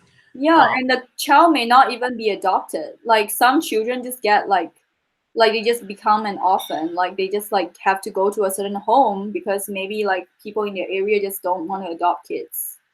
And Right. they have to like wait for a really long time before they get adopted, and you don't even know if they will be adopted by the right people because you know it's like who knows? It's very up to chance. Um, especially when the person's like I don't know, it's just there's just like too many factors, and then you know the whole like toxic environment where you're born into, and then also like there's a lot of like single mothers problem where the dad just like leaves because he's not the one being pregnant, so he can just like leave whenever. Right. Yeah, like he doesn't need to have the kid beside him, so it's like um it's just like there's so many issues, and I feel like banning is just not. I just don't believe in using the law to like enforce things. It just doesn't work. No. If you Yeah. want like a cultural shift, you have to use like methods that are more like to the roots of the problem, which is like I feel like it's culture and education once again. I don't think you can prevent abortions by banning it. People just have to go to other states or you know they just have to use illegal ways to get abortions. Right. Yeah. Have People do like travel. they'll do like really like dangerous stuff because if they're like, no, I'm not having this kid, I refuse to give birth, like you don't know what they're gonna do. So yeah, I think personally that there should be a bigger emphasis like on or not like bigger emphasis like just obviously I think it's like abortion would be kind of like the like almost like a last resort sort of Yeah, thing, exactly. like teach people first about just contraceptives in general. Like I don't know how it is maybe like in other countries or like even like, to be honest, it actually kind of depends on the school that you go to because I know like when I was in high school like we had to take a health class like I think it was like my sophomore year, so it was like 16-year-olds or around that area. I think actually, well, you could take it sometimes in the summer. So like people, if you took it like before the school year started, it'd be like maybe like 15, but like 15 to 16 age range. You take a health class, and then part of that was like sexual health. So they would teach you about birth control, condoms. They talk about abstinence, but it's not what like was a religious school. Like it's a public school, so they're just like letting you know that like yeah that exists. And then just also talking about yeah, things that exists. it exists, if you don't want to. But they try to give you a more like overall like a broader view, I think, on like sexual health. And so like they'll talk about STDs and different things like that. But like I went to a public school, and so like teaching people about that was normal. But like then there's some people who, at least here, if they went to like a religious school, parochial school, is that the word, where it's like maybe like a Catholic school, they don't teach you really about like contraceptives. They just teach you like don't have sex. And so a lot of, I think, what happens is because I'm pretty sure also like not every person is probably like this, but I think in general, like the general belief among like Catholic people, like they're kind of against contraceptives in general. Oh, okay. Yeah, I'm pretty sure like there's like Catholics who like won't use a condom or won't take birth control. Oh, Almost like that makes things very difficult. pregnancy. Yeah, so then it's like if you're not letting these people, like whether it's through religious means or something, or like maybe that social like pressure, it's like if these people, if there's a group of people who are almost like guaranteed to get pregnant, and if some of them are like, I really don't want to have a kid, but then they're shamed if they wanted abortion, then it's like, well, you didn't even give them the option in the first place to prevent pregnancy. So it's kind of, it's almost like a cycle. It's like, they're like abortions don't necessarily, they're not necessarily like common per se, but then it's like, that's because I think a lot of people will probably try to take precautions beforehand. But then if there's people who don't even try that, either if they're not taught it, or it's like they're just against it in general, then it's almost like, what do you think's gonna happen? Yeah, and I also feel like I feel like there can be a lot of things that can be done on a education standpoint. Like if you want people to be like anti-abortion, I mean on the pro-life side, like you can like have schools where people teach students where like the dangers of abortion, because abortion, like I said, is a last resort, right? So it's not always, it's also like really harrowing. It's also like really bad for the mom, like to go through that, because you still have to go through a lot of trauma. Sure.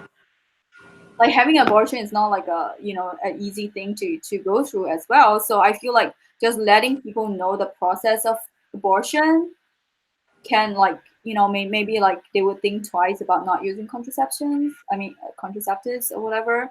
And it's like I feel like cultural ways of like shifting, and also like the whole like over sexualized culture today, I feel like that can be talked about, which I'm not going to go into too much detail, but I feel like just these kind of things are what is going to solve the root of problem, and not banning abortion, because banning abortion is just not, and people just not going to change their lifestyle overnight because of the ban. It's not safe, and the whole rape and incest thing, I mean, there are people who argue against that. I'm like, like, again, I have a problem with Stephen Crowder again, even though I do watch his videos and I do like some of his videos.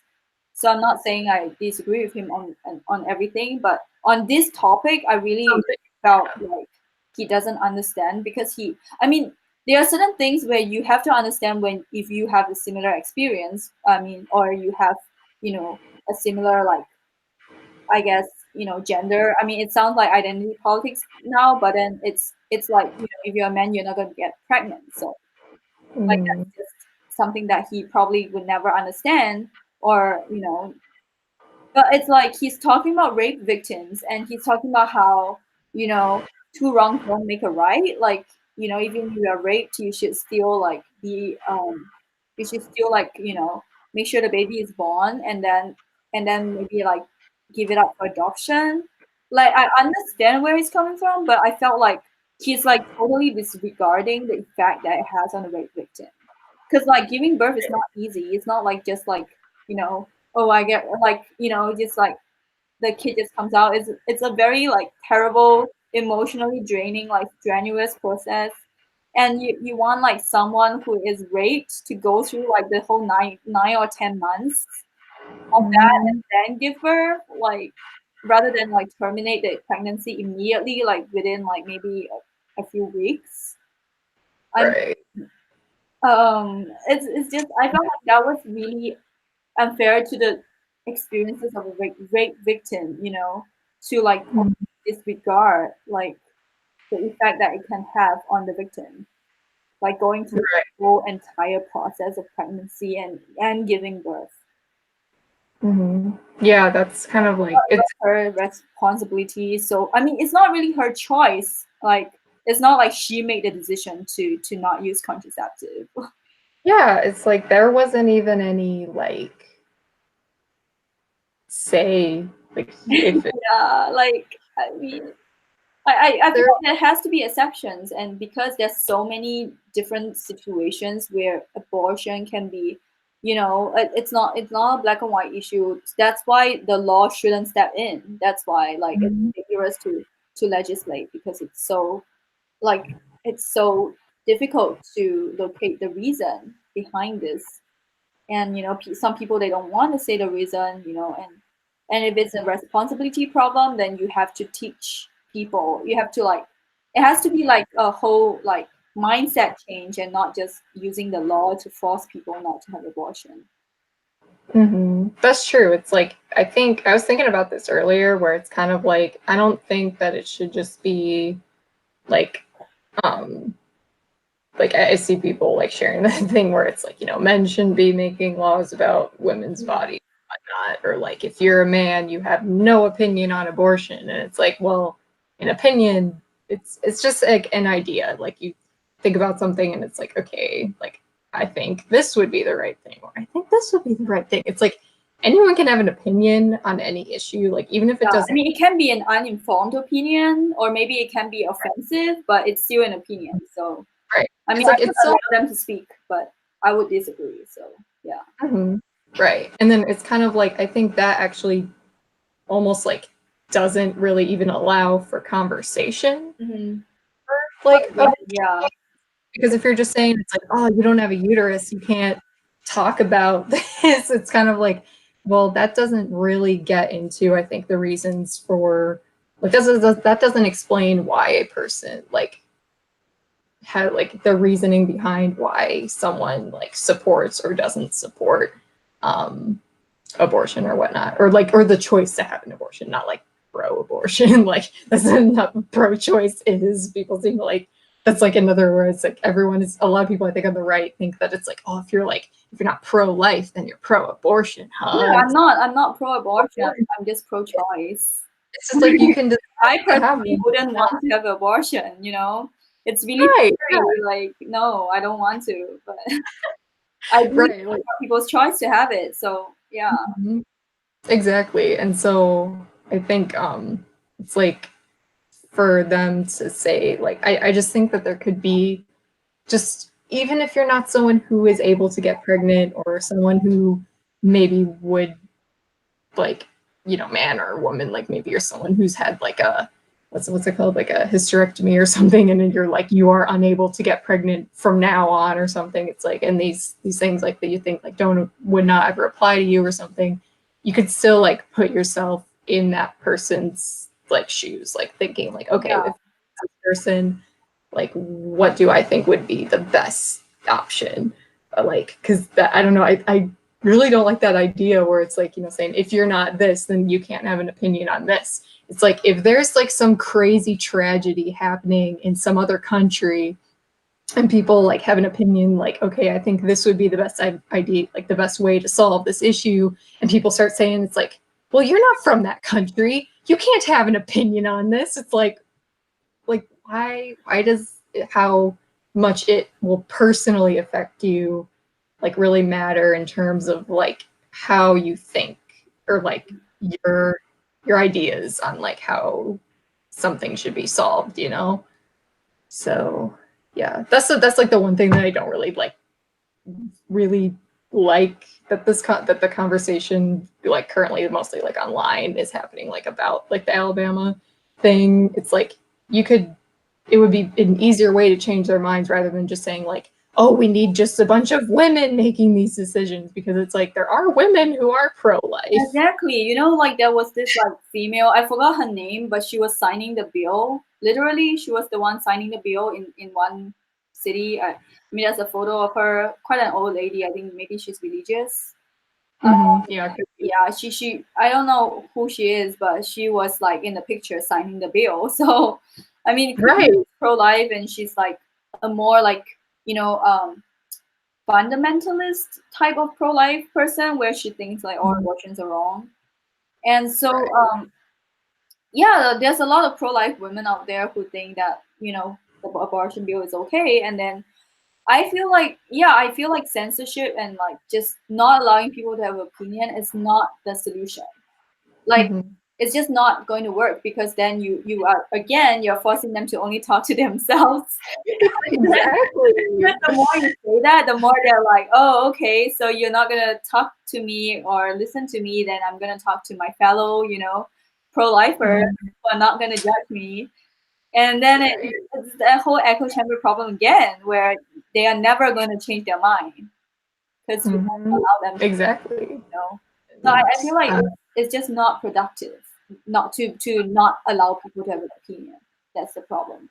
I mean, I understand why people are upset about it, and I am too. Like, I feel like it's a very horrible extreme. I feel like it's a very extreme deal.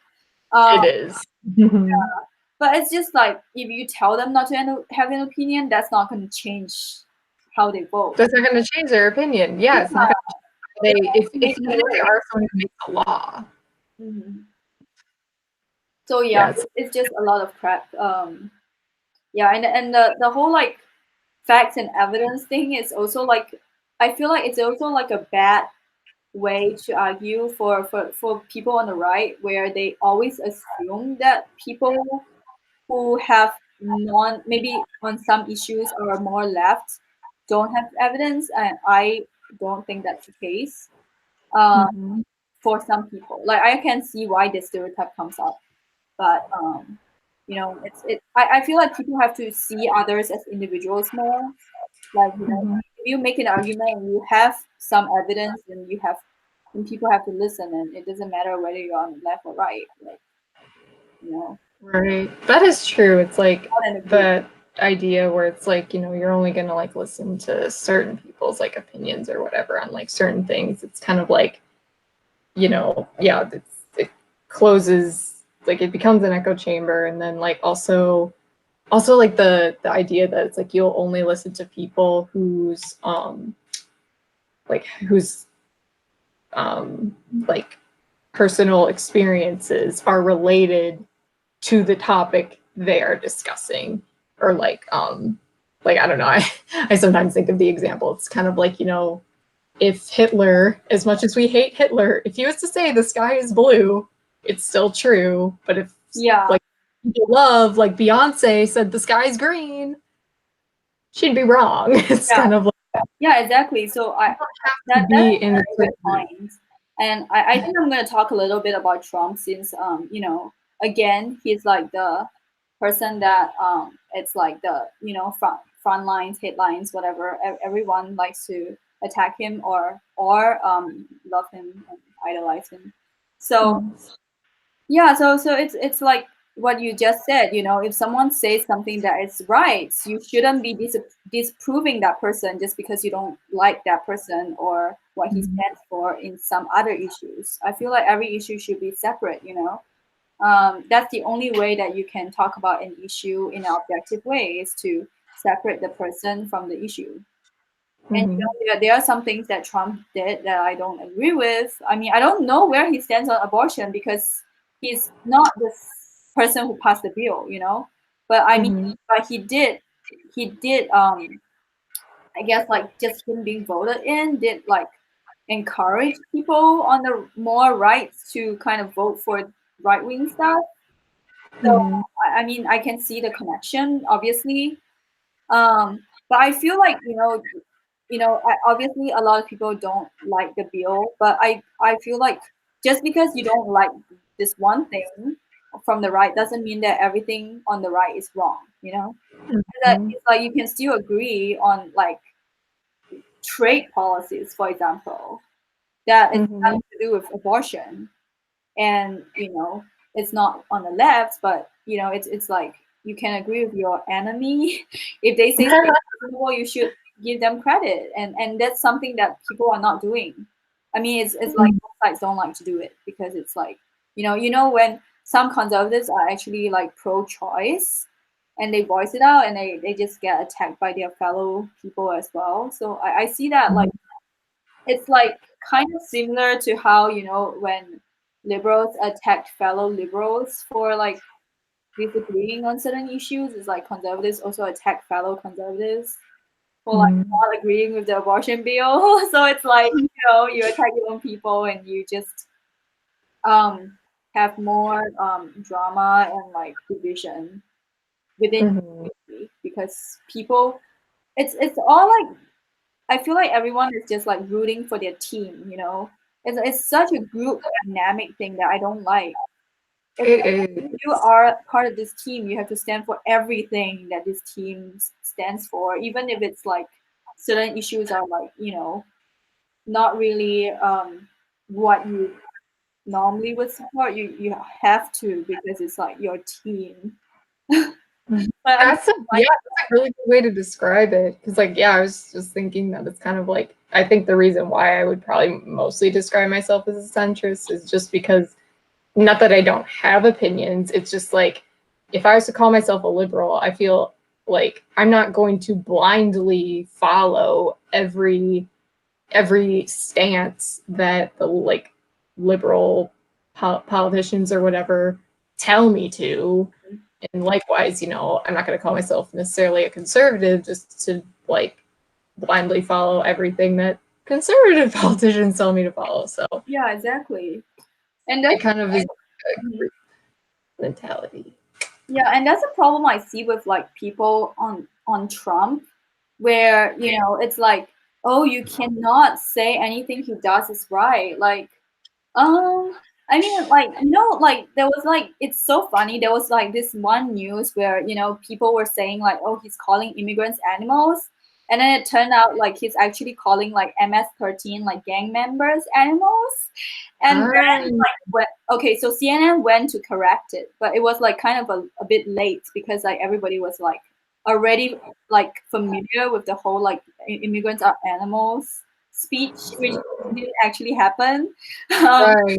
so like people already believe it. So it was like kind of a bit late for CNN to like say, oh, actually he's referring to gang members. But then there was like this like I forgot what his name is, like this prominent like Twitter user who said like, oh, even gang members are humans. Like, Oh like my God. okay, so he's just finding ways to disagree with Trump on everything. Like literally, MS-13 gang members are not like normal gang members. They kill babies and women and like mutilate them. So like, how can you call them humans? Like, as Yeah, in, that's how can you the disagree? Latin Kings, which were like around like not too far into Chicago. Yeah, so like, I mean, how can you disagree with Trump on an issue like this? You know, like Mhm. Trump calling MS-13 gang members animals shouldn't be a debate. Like, just because it's No, said by Trump, you know. I mean, you yeah, shouldn't be debating about whether those people should be called animals because they are not it's like if they are like acting, ordinary humans. So I mean, the things they do are just like barbaric. So there should be no argument because people just like to argue just because Trump said something right. You know, it's like mhm, why? Like, why do you have yeah, to? Why do you have to prove him wrong in everything? Like, it doesn't make sense to me because obviously, like you said, people can say things they are right and say certain other things they are wrong. So you know, yeah. I think that's one of the things. Like I remember, I mean, this was even like before I probably like really started having like views that are just not being like not necessarily basically not exclusively labeling myself like as a liberal, right?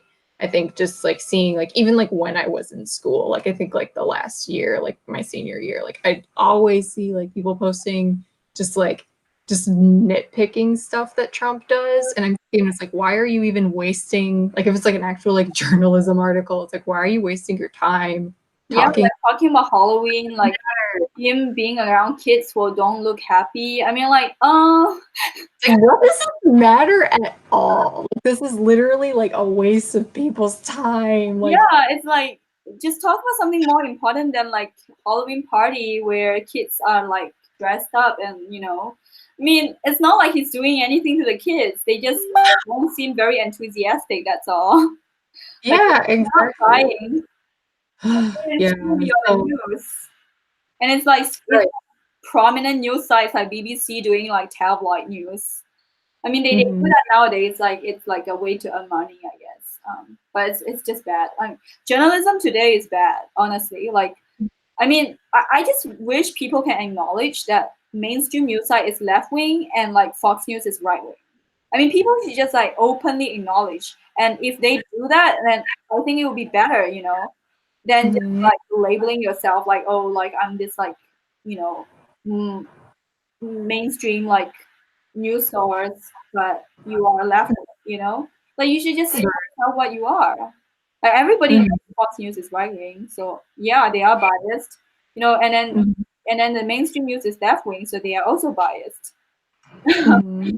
Right. Yeah. It's like I think a lot of people who I see, at least who are liberals, like they know that Fox News is biased, but then they can't they don't seem to acknowledge that there are other liberal bias like news media outlets. But probably because they think it's like, well, if it's liberal, that means it's fact. And it's like Yeah, no, it's not. It's really it not. works the same way. Mhm, Either exactly. It works the same way. And I just want to like I'm gonna recommend it on my channels, but it's like this guy, this NYU professor is amazing. He's called Jonathan Haidt. I think that's how you pronounce the last name.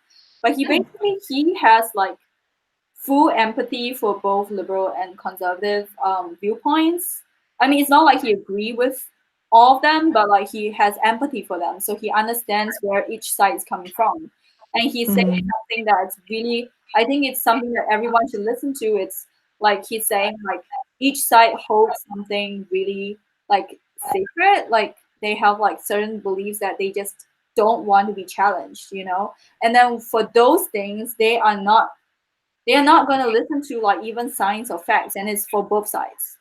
It's like if they have Mhm. something so close to themselves, they're not going to listen to facts because they have Mhm. this like ideology, and that's like a danger that everybody should be aware of, Right. whether you are like left or right. And the other day, I just want to bring up an example of like this really biased reporting again, and it's really like it's like from this like sites that is not even it's a mainstream news site. It's kind of like a little like tabloid, but it's more like also not completely tabloid, so people still believe what they say. And they were talking about like this like gender nonconformity of Mhm. this woman who identifies as like this alien creature. Like she literally like would put on makeup on herself that is like very scary. You know what I mean? Like normal people would be scared by that makeup. And the Right. article like said something like, "Oh, she just wants to be accepted, like she doesn't understand why people don't accept her." And I'm like, I mean, What? honestly, if you put on like Halloween makeup on a normal day, of course people are going to be shocked. Like that is just like Yeah. instinctual reaction. It's not like they're trying to be, not accepting. It's just a natural reaction. Like imagine you're like queuing for, you're like in a line for like bread in the morning, and you just like look behind you and you see someone with like alien makeup. Like obviously you're gonna scream, right? Like that's just normal reaction. Real scary. To do with acceptance. And the whole Mhm. article just makes her sound like she's like victimized by society because people don't accept her for like her gender nonconformity and her identity as this like, out of the world creature. But I'm like, if you're gonna put on this scary makeup, like no matter who you are, even if you go into a liberal campus, people are gonna be scared by that Mhm. makeup. So like Yeah. It's not. You shouldn't take it personally. And Mm-hmm. that's like a mainstream news sites who did the report. So That's crazy. not biased. Like really, What?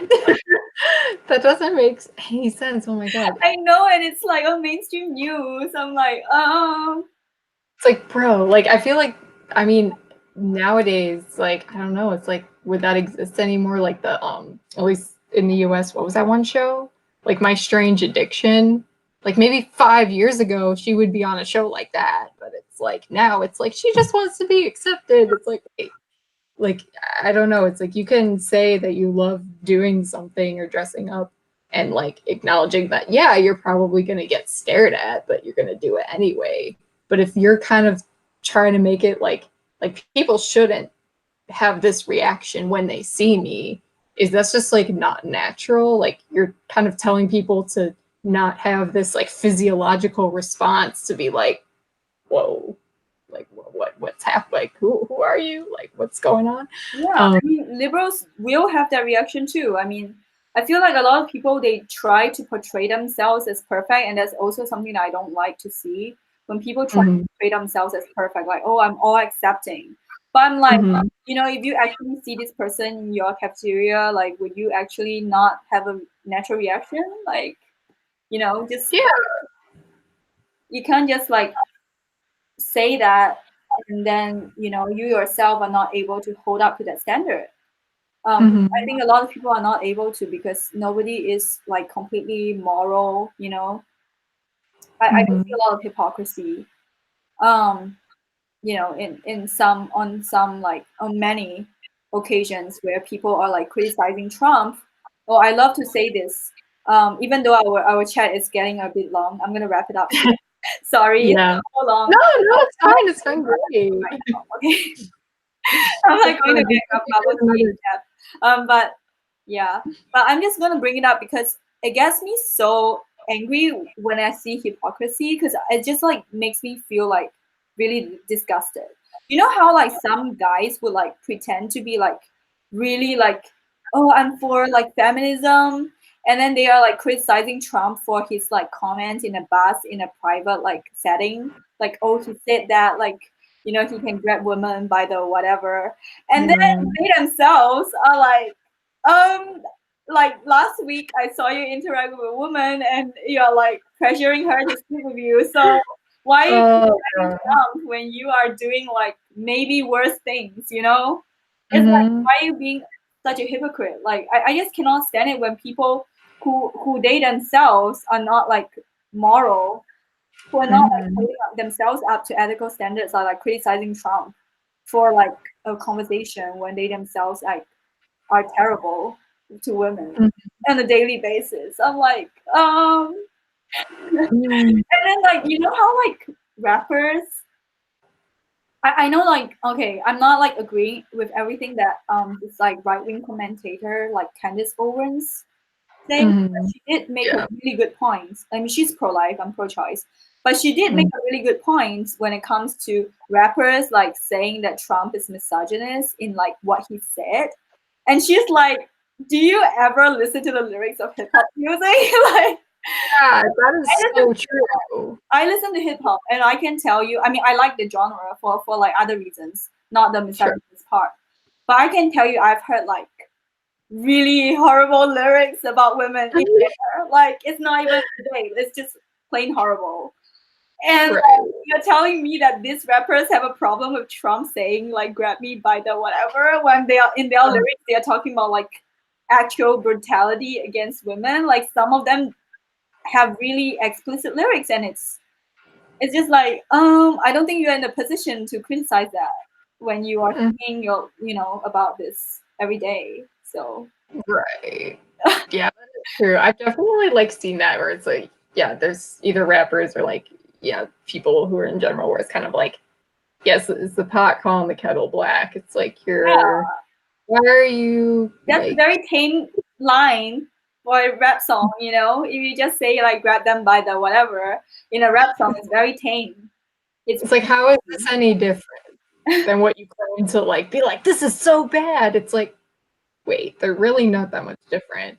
But like, I've definitely like seen like, yeah, not to be like too personal, but like, yeah, I feel like I've definitely seen at least like once or twice like a couple people who I know who seem to be kind of like, it's really only like one person who's like really like creepy or like has had a history of being like really like creeper kind of like people. Yeah.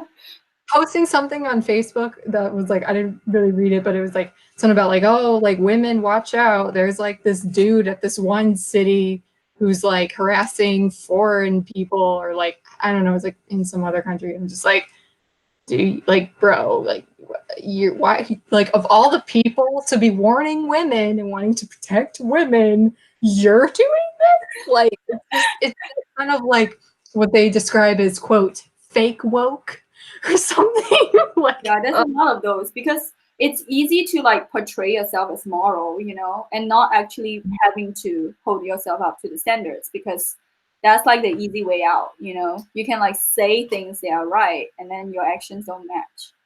And right, yeah. yeah, it's just like really disturbing when people who don't have, and it's funny when, because there are actually a lot of rappers who are like secretly Trump supporters, and they just don't dare to like, and they just don't dare to say it in front of camera. I mean, there are a lot of people who do say it, but there are also like people who hide it. And like, it's funny because like a lot of rappers actually used to worship Trump before he got elected. Like, it's so funny. Like, they literally put him in their lyrics because he's like, you know, it's like he's like basically the embodiment of their lifestyle of like, you know, balling and like getting rich and like, you know, having like women and all that. It's just like, okay, so you used to worship this guy for like, I don't know, like when Trump was like, oh my God, so many years. Like, Trump was in the public eye for like decades. Suddenly he's like, so I'm sure if he's like racist, people would know. You know what I mean? If you're like a public figure for like decades, like, True. if he's racist, the rappers would know, and they won't like him. But they just like used to worship him, and then suddenly, like, because of the election, they suddenly all hate him. Like,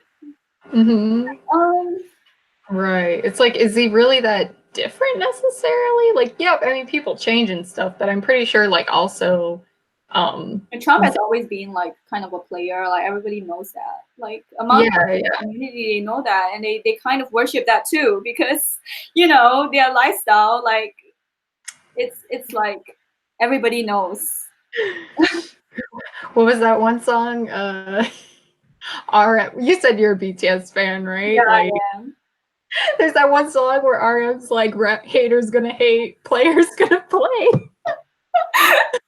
Yeah, I mean, rappers, they idolize their lifestyle, you know. Yeah. I feel like they secretly relate to the Trump conversation in the car a lot, because he was obviously talking about, you know, when you're famous, like, people, you can do anything to women. I mean, not anything, sorry. I mean, you can like, basically they would willingly like want to sleep with you because you're famous, you know, like, it's a statement. And I heard a rap lyrics recently by like ASAP Rocky. Not saying that I'm a supporter, I'm just making like a comparison. He said like, these teen girls or underage girls are naked because you're famous. Like, I think it's in the song. You can search it up, but it's basically, I'll look it up. Yeah. it's saying the same thing but in a worse way because they are like teens. Right. It's saying like, that's illegal. yeah, but he's saying like they are naked because he's famous and they are willingly doing it. You know what I mean? Because like, it's kind of like a fan thing. Like, you know, some teenage girls go crazy. So like, the context is not so bad, but it's basically like the same thing that Trump said, but like relating to teens. Right. Yeah. No, that's. It's like, when you're famous, you can do anything. It's basically. One second. Come in.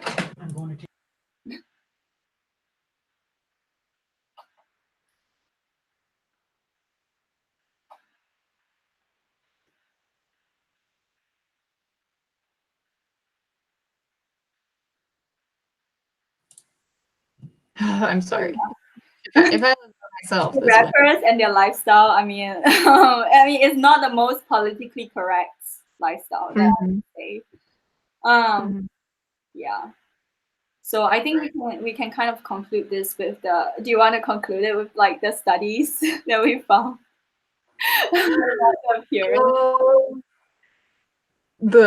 Which studies? Like we wanted to conclude on like a funny note. Oh right, yeah. I don't know. I was thinking either like interest or like there was this thing that you mentioned about like attractiveness among political parties. That is just such a fascinating study. I feel like our conversation is so random, but I'm hoping that people can like get something out of it, even though it's like it has gone like off the rails and off like what we planned. But it's that's okay. I mean, we can always like maybe do like another one in the future where it's very like more organized. Yeah, but for the first one, this ain't too bad, you know. Yeah, and it's also about experiences regarding politics in America, so it's all relevant. That is true. So that title kind of encompasses everything. Yeah. Oh, okay. So regarding the study that we found, I can send the link to you. And by the way, the study is like approved by both liberal and conservative news sites. So I always make sure to get my information from both because they're both like super biased. So if one side if one side says this and the other side doesn't mention it, it's like, I don't know. But both sides have agreed on the study. And so conservatives are found to be like more attractive than liberals on a general like in a general population sense. And I don't know, I find it kind of true, like objectively, just like by looks, you know. I don't know why, but conservatives tend to be so attractive, like physically. Like it's just like it shocks me. It literally stuns me at how attractive they are. Especially the females, because I tend to, I don't know why, but I tend to I know more female conservatives online than males. So yeah, I mean a lot of the female conservatives speakers are just really, really attractive. In terms of like, conventional standards of attractiveness. You know, in case people attack me for being, you know, offended. Right. Right. I think kind of what you mentioned before, maybe, I don't know if it has to do with necessarily like, excuse me, just maybe people on the left just wanting to do like a big like FU to like societal norms or something. So then they like I don't know if it's like intentionally, but just like not like, I don't want to say not take care of themselves, because obviously like there's people take care of themselves, and it doesn't mean that because you're liberal you're ugly. Like, yeah. No, of course not. But I think there is maybe more of like, I don't know, maybe emphasis on like that physical like physical like appearance does kind of maybe play a role in terms of like how people like interact. It's like it really doesn't make sense, but like just I know like there are some, I've noticed, I think there actually are some people who like not like, there's some people who like call themselves feminists who basically are kind of against anything feminine, where it's like if you are just traditionally like female and like just, or like your how you kind of go about your lifestyle, or like how you dress, if you're traditionally feminine, then you're like you're playing into the patriarchy or something. So then those people who maybe like that's just how their style is are made to feel kind of like crap if they like to like just dress up and take care of themselves. So then maybe they think like, you know, it's like, oh, it's wrong for me to do this, and then they just like completely do like a 180 and like. Yeah, I do see that happening in, I think, today's like the more, I guess the more, I don't know, like the radical side of feminism, where people are just like, you know, anything feminine is not traditionally feminine. I don't want to associate with like anything traditionally feminine. So yeah, and I see like, I mean, obviously like more mainstream news reporting on this, and they're saying it along the angle of like beautiful people, I mean attractive people like not knowing the struggles Obviously that's like a biased view of the whole thing.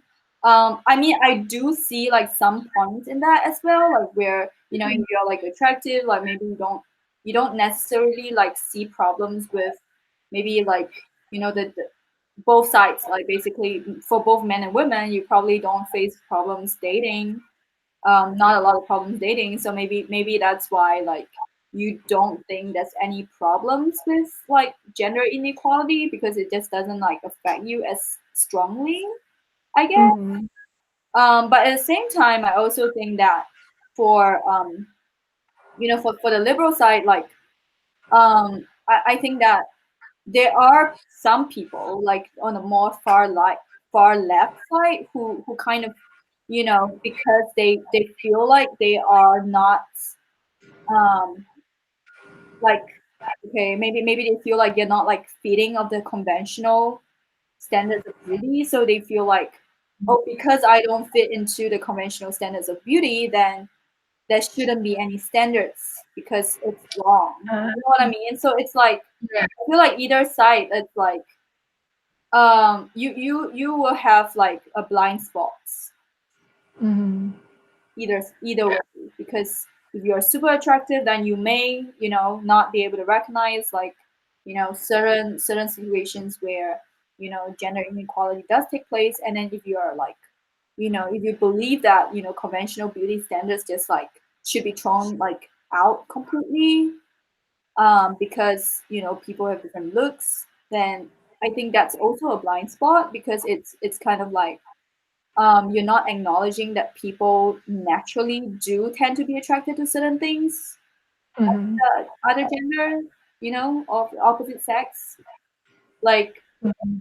you would have like, for example, you would have like um, people saying like, um, guys, for example, it's really like for both sides, because the guys generally do tend to be attracted to girls with like higher pitched voices, and girls do tend to be attracted to guys with like lower lower Mhm. voices, like deeper voices. So it's like, I mean, even if you try to like discard everything, like all the conventional standards, like people still do tend to be attracted to certain types of people. Right. Yeah, that's Well, true. Like, yeah, I mean, what are you gonna do, yeah, like people are gonna have like preferences, and it doesn't necessarily mean that these preferences have to be like so rigid that like anything Exactly. like no, I would never date you, like that sort of thing. I think there's some people who might have like very strict like Yeah, I mean that's also like another problem. So yeah, that could be a problem where people are very like could be like kind of closed minded in that sense. But it's like I mean I know myself. It's like well I like both guys and girls, but like I still have like kind of preferences like in terms of things that I find attractive mhm. like in each person. Exactly. Everyone has preferences, it's like even if you even I know like there are some like far left like activists who claim they don't have, but they clearly do based on the people they date. Like I see a trend there, like clearly Right. they date a certain type. So it's like I know you have preferences. Like Right. It's like you don't have to right. It's like I think they want to like what's the word like portray themselves as being like I'm very open-minded and whatnot, and like that's great and all, but it's like are you so open-minded that like physical appearance doesn't mean anything? Like of course it's yeah. not everything when dating a person. Like personality is probably like I think it's probably the most important, but like it's there's still like different factors that play a role in like who people are attracted to. So I don't know. I wonder if that has to maybe do with kind of the whole like conservative versus liberal attractive. I don't know. We are like both. We were talking about how we are both in the middle, so it just doesn't say anything about our appearance. Right. It's like okay, so we are like centrists. So it doesn't. We are not ugly. We are not attractive, according to the study, based on the general census. And it's really funny because I was like listening to this like what people call far right, but I think he's okay. He's very provocative. he's right wing and provocative is Milo. I know a lot of people call him far right. I don't know if I can call him far right, but he does seem to be a little more right than some of the other more less provocative speakers. But he did include libertarians in the study. So I'm like, oh, so does that mean I get like put into the category of attractive people now? I'm like, I don't know where I belong in the study. So he was talking about the study, and he's like, oh yeah, generally, right wing. He said conservatives and libertarians tend to be more attractive, and I'm like, are you including me in the study now? Like, even if I'm not really a conservative, I don't know where libertarians are. Like, we are kind of, in the middle somewhere. So yeah. So I guess like I am flattered to hear that he included me in that study, but you never know like what it means. And obviously they are very attractive liberals as well. Like, Hollywood liberals are generally very attractive. Right. I was gonna say, I think like Natalie Portman is pretty liberal, and she's stunning. Like, exactly. So it's more of like a general thing rather than specific people, obviously. Of course, yeah. So That's true, but I had a point. I forgot what I was trying to say. Oh yeah. I just find it funny when the left and the right fight over things, and sometimes I feel like they actually agree with each other on many things, and it's just not seen that way. You know how a lot of right wing women they say that they're not feminists. So they say that they are all for gender equality, but they're not feminists. But I feel like, based on my definition of feminism, which is more like in line with like the first wave and the second wave feminism, like the original definition of feminism, I feel like a lot of them can be considered feminists, even though they don't ascribe to that label. But I feel like their behavior, a lot of right wing women, they are not like, this like stereotype like submissive women. They're not like, they're very opinionated. They're very strong. Look at like Tommy Laren. Like, people hate her. I mean, her. Some right wingers also hate her because she's pro-choice. But she's so strong. Like, I mean, she doesn't claim to be a feminist, but she's definitely not like a submissive woman. You know what I mean? Like, she's definitely for equality. And I feel like people just don't see the similarities in both sides. Like, she does not, I don't think she like ever like bow down to male authority. Like, she is always like holding, like, she's always like staying true to what she believes, and like she's not like just agreeing with guys just to get men to like her. So I feel like behavior wise, a lot of conservative women are not, they're not like that anti-feminist. And you also have liberal women who claim to be feminists, and then they I don't know why, but in terms of behavior, I see them like, sometimes supporting things that are not really for gender equality. So it's that's just true. I feel like there's a lot of overlaps. No matter what people say, no matter what people claim they believe in, there's a lot of overlaps when you look at the behavior, because I like to look at actions more than words. Exactly. A lot of overlaps. It's not like, oh, this group is racist, that group isn't, like, or this group hates women or whatever. It's just, it's very confusing. Like, people are confusing. Right. And I think, there is more to it than just, like the label and like what you call yourself, because then I feel that kind of like, that takes away, I think, a lot of like critical thinking skills into how like people interact with each other. Like, because if you're just someone who's like, oh, like, you're maybe, let's say, like, that's like the stereotypical kind of just like far left person who like dislikes anything that has to do with conservatism, or like anyone who's slightly like right of just like center left, like if you're like, okay, I disagree with anyone who's like this, and then you're like, you're only surrounding yourself with like you're only really like talking to people who are liberal, but then like you're not really like what's the word, like being able to like really analyze people who also call themselves liberals, like actions as to whether they actually are good people. Because it's like, if you just are just grouping all these people you're just ruling them out, being like they're terrible because they're conservative or whatever, they're Republican. And then it's kind of like there could be someone who calls themselves the same political party as you, but like they're actually not a good person. It's probably going to take you a lot longer to realize that, because you're not actually looking at their actions and like how they are as a person. You're just being like, oh, you're a liberal, we're friends. It's like we agree with all the issues. Yeah, exactly. So I don't know. I just think, people should probably there's labels, I guess, can be helpful in certain, situations and whatnot, but it's not everything. Mm-hmm. And people probably still like look at the person and look at their character before deciding like if they like or dislike them, Yeah, exactly. And I think people are forgetting to look at the contents of your character, like the MLK words that people just don't remember. Like, it's the same thing goes with like, groups that you are belonging to, like, minority group or, gender or whatever.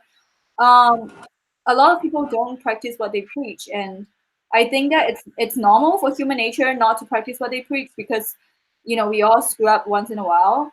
But it's also like important to realize when people don't, Mm-hmm. and I think that both sides can be guilty of that. And because the mainstream media is so left, again, there's no one to check on that, because they don't want to check on themselves. It's hard to do that. It's more difficult to check on yourself or your Mm-hmm. group, than the other way around. So Mm-hmm. Yeah, that is true. Oh man. yeah, I wish we started earlier, because it's like 7 Yeah, p.m. on my side. Oh my god, and 2 a.m. Wait, 3 a.m. it's 1 a.m. Oh, okay, it's like 2 p.m. on my side. Okay, at least it's 1 a.m. Like if it's like 3 a.m., that's like really, I feel bad for Yeah. your end of the world. Like That's okay. No, I stay up late generally, like just I'm like am naturally like a night owl, so I'm normally up at 1 a.m. anyway, so it's fine. Yeah, and I wish I'm like a morning person, but I'm also a night owl. But I wish I can be like waking up early in the morning and being productive, but it just never works out that way. Same. Oh my god. Yeah, I just don't wake up on time. And I woke up today at like maybe 10:30.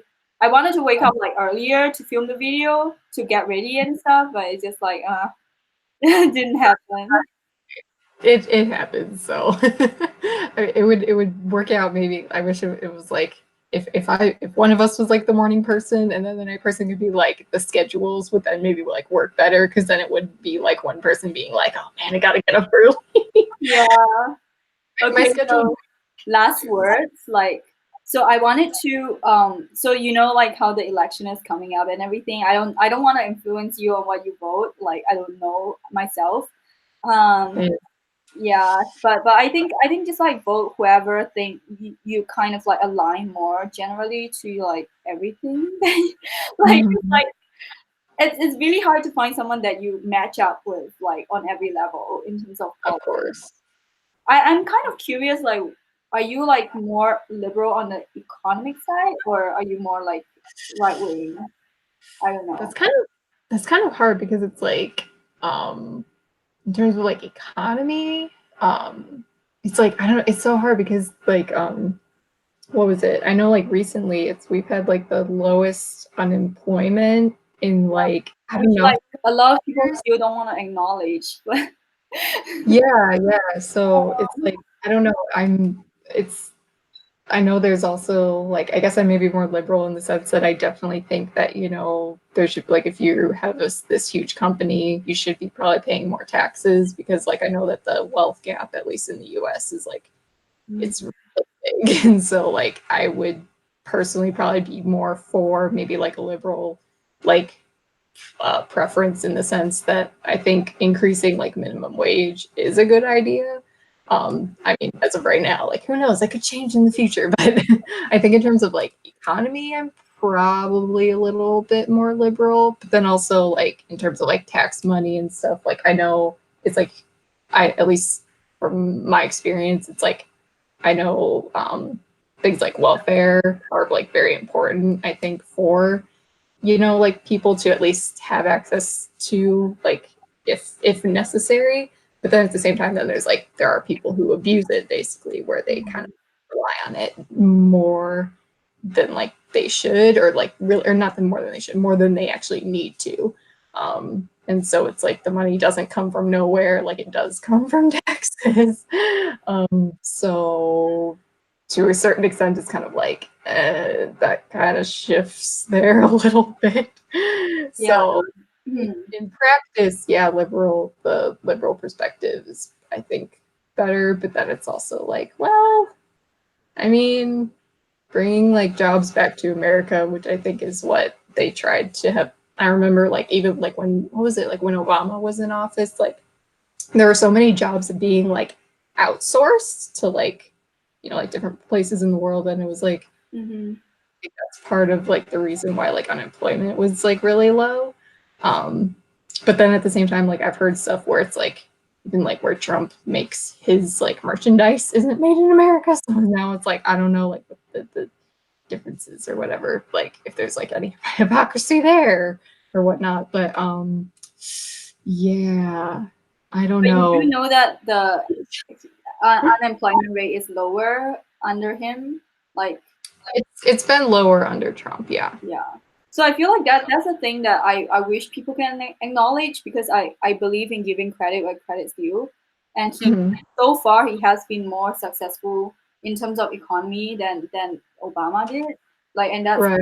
by sets. And it's like, you know, it's like on international news, not like American news, but like on international news, it has been said that the economy is doing well under him. So it can't be biased, because other countries don't really have like a very partisan approach to America. Right. So yeah, so I think for me, I'm actually more, I would say I'm more physically on the right, even though physically I'm kind of, I don't know, center left maybe. But yeah, I think because I just feel like welfare is something that wouldn't work in the long run. I feel like in the short run you can have some programs, but I just feel like it has so much potential for abuse, like you said, and it has been abused, and it's just not effective in terms of like the long-term goals, because people do need to be working in order to be generating income, and welfare can only be like a very, very short-term thing. I don't think it's about like, oh, completely eliminating, you know, but at the same time it's like you have to invest in infrastructure and like, you know, education and like maybe like skill upgrade more than just like giving free food, because I think the current problem with welfare is that it's focused too much on like short-term goals. Yeah. Food, it's like, okay, but you don't actually help them get employed. So yeah, so I'm definitely more fiscally conservative. I mean, you know, like in today's climate, I'm definitely considered fiscally conservative. So that's why I finally found a label for myself, which is libertarian, because libertarians are more right when it comes to economy, and more left. I guess I don't know if it's considered left anymore, because there are so many like far left things that are also not really, they're not even for equality, you know. There are some far left policies that are actually hurting the minorities. So I don't know if it's considered left. So I guess like I can say center left. Yeah. Yeah. So I guess like libertarian label does work for me for now. So I finally found a way to explain myself, because it's so difficult to explain as an independent or centrist. Like people don't get what you are supporting. Yeah. But yeah, I totally like, I totally respect centrists though. I mean, I really, I think they are probably my favorite people, even though like we have disagreements, but it's not like very extreme on anything. So yeah, unfortunately it's already, so it's nice fun, like actually being able to find someone who isn't like so strongly like yeah, opinions are fine, but it's like when you're so like when you have an opinion that can become like kind of alienating for like one group or the other. Like if you're like alienating liberals or you're alienating conservatives, it's like I think or centrists or like independent people are kind of they're more open. It seems generally speaking, I think are a bit more open to having kind of conversations with either side. So yeah, and then they get attacked by both. So yeah, that is so true. Oh my god. it's like you get attacked by like pro-life right wingers, and then you get attacked by like far left. You're Nazi. You're Nazi. Like that one meme where it's like the spectrum where it was like it's like there's the far left and then there's Nazis. Like anything that's not this. Like Yeah, we're probably like under that category according to like really far left groups. Yeah, disagree, according to Tumblr. Oh my gosh, but yeah. So I think when it comes to voting, I mean, which is coming up for you, I guess. Yeah, it's really people think that if you're not liberal or conservative, you don't vote, which is not true. Like I know a lot of independents who do vote. It's just they just vote for whoever it's like closer to their whatever they believe in the election. So I think that's the best way for me too. Like if I were given the chance to vote, I would vote for whoever like is closer to what I believe in that election. So it's not necessarily like, oh, I have to vote for a Democrat or I have to vote for like a Republican. Yeah, that's my take.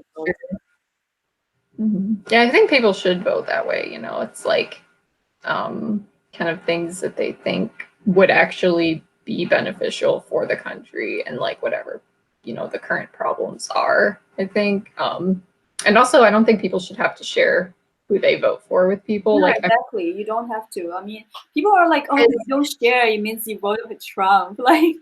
Right, and it's like no. I remember ever since I was a kid, like I would go with my mom. Like I didn't, of course, it's like an 8-year-old. I didn't know anything about politics, but like when we would go, it's like the polling place, which is usually like a school or something. They'll like set it up, and like when we would go there, my mom would be like I didn't know who they're voting for, but she's like you don't have to, like don't tell people who you vote for. And at first I was thinking, like, as a kid, it's like, why can't people know? But then it's like, if people like, if you just start talking about, that's why people don't generally like talking about politics, is because it's very like, it can cause a lot of like heated arguments. So that's why I think a lot of some people and some people may have a party, who knows, I mean, I feel like generally it's better to vote for someone who's not third party because it just has a higher chance, Yeah. Oh, that's true. Better to vote for someone who actually has a chance to be a president. But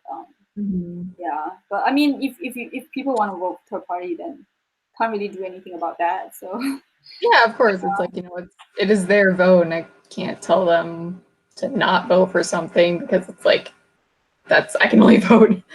I get one vote, and it's mine. Yeah. And I tell other people to be like, do this, do that. It's like, yeah, to be honest, like there's only really 2 parties at the moment who have a chance at winning. People really feel that they're like this candidate, they're the Green Party or something, like some party where they're like I stand the most for these issues, and it's like, okay, not gonna stop you from voting for them. So yeah. So good luck with the whole voting. I think it's just like I don't think it's easy ever, because whoever you vote for is just going to be obviously not the perfect person ever. So that's true. That's just kind of expected, actually. So yeah. I really wish we can have a longer conversation, but I don't know. I feel like we already had like I don't know. Yeah. I don't even see a time. Oh my I don't see a time. This is so long. I don't know how many people is gonna watch this, because maybe like 10 people. 10 people. Maybe it'll get in the double digits. We'll see. Yeah. I might have to say goodbye soon. Yeah, same. Okay, so great conversation. I'm hoping this video will gain traction, so both of us can share it on social media. Yeah. That's true. I'll definitely like, I don't know like how to link it, and like I wish Instagram wasn't like so like stingy, like because apparently like you have to have like 1,000 subscribers or 1,000. You can put it in your bio. Add this. Oh yeah, I could do website, that. Yeah, and you can I could also do like that. share it on Twitter, even though both of us don't have a lot of followers, but you know. Yeah, I don't really do that much, but yeah. Yeah, and next time we can like, you know, maybe talk about something that's more like, you know, like a particular thing, so that it's like easier to like yeah, because then we can have more time to go into like one or like, you know, because today it's more like a beginning, you know, like an introduction with like a lot of topics just thrown into the mix. Yeah, it is, but it turned out good, I think. I'm hoping for double digit people. Yes, that's the goal. Okay, so I'll see you next time. Yeah, okay. Bye. It's nice talking to you. Bye. Yeah, nice talking to you. Yep, have a good rest of your afternoon. Bye.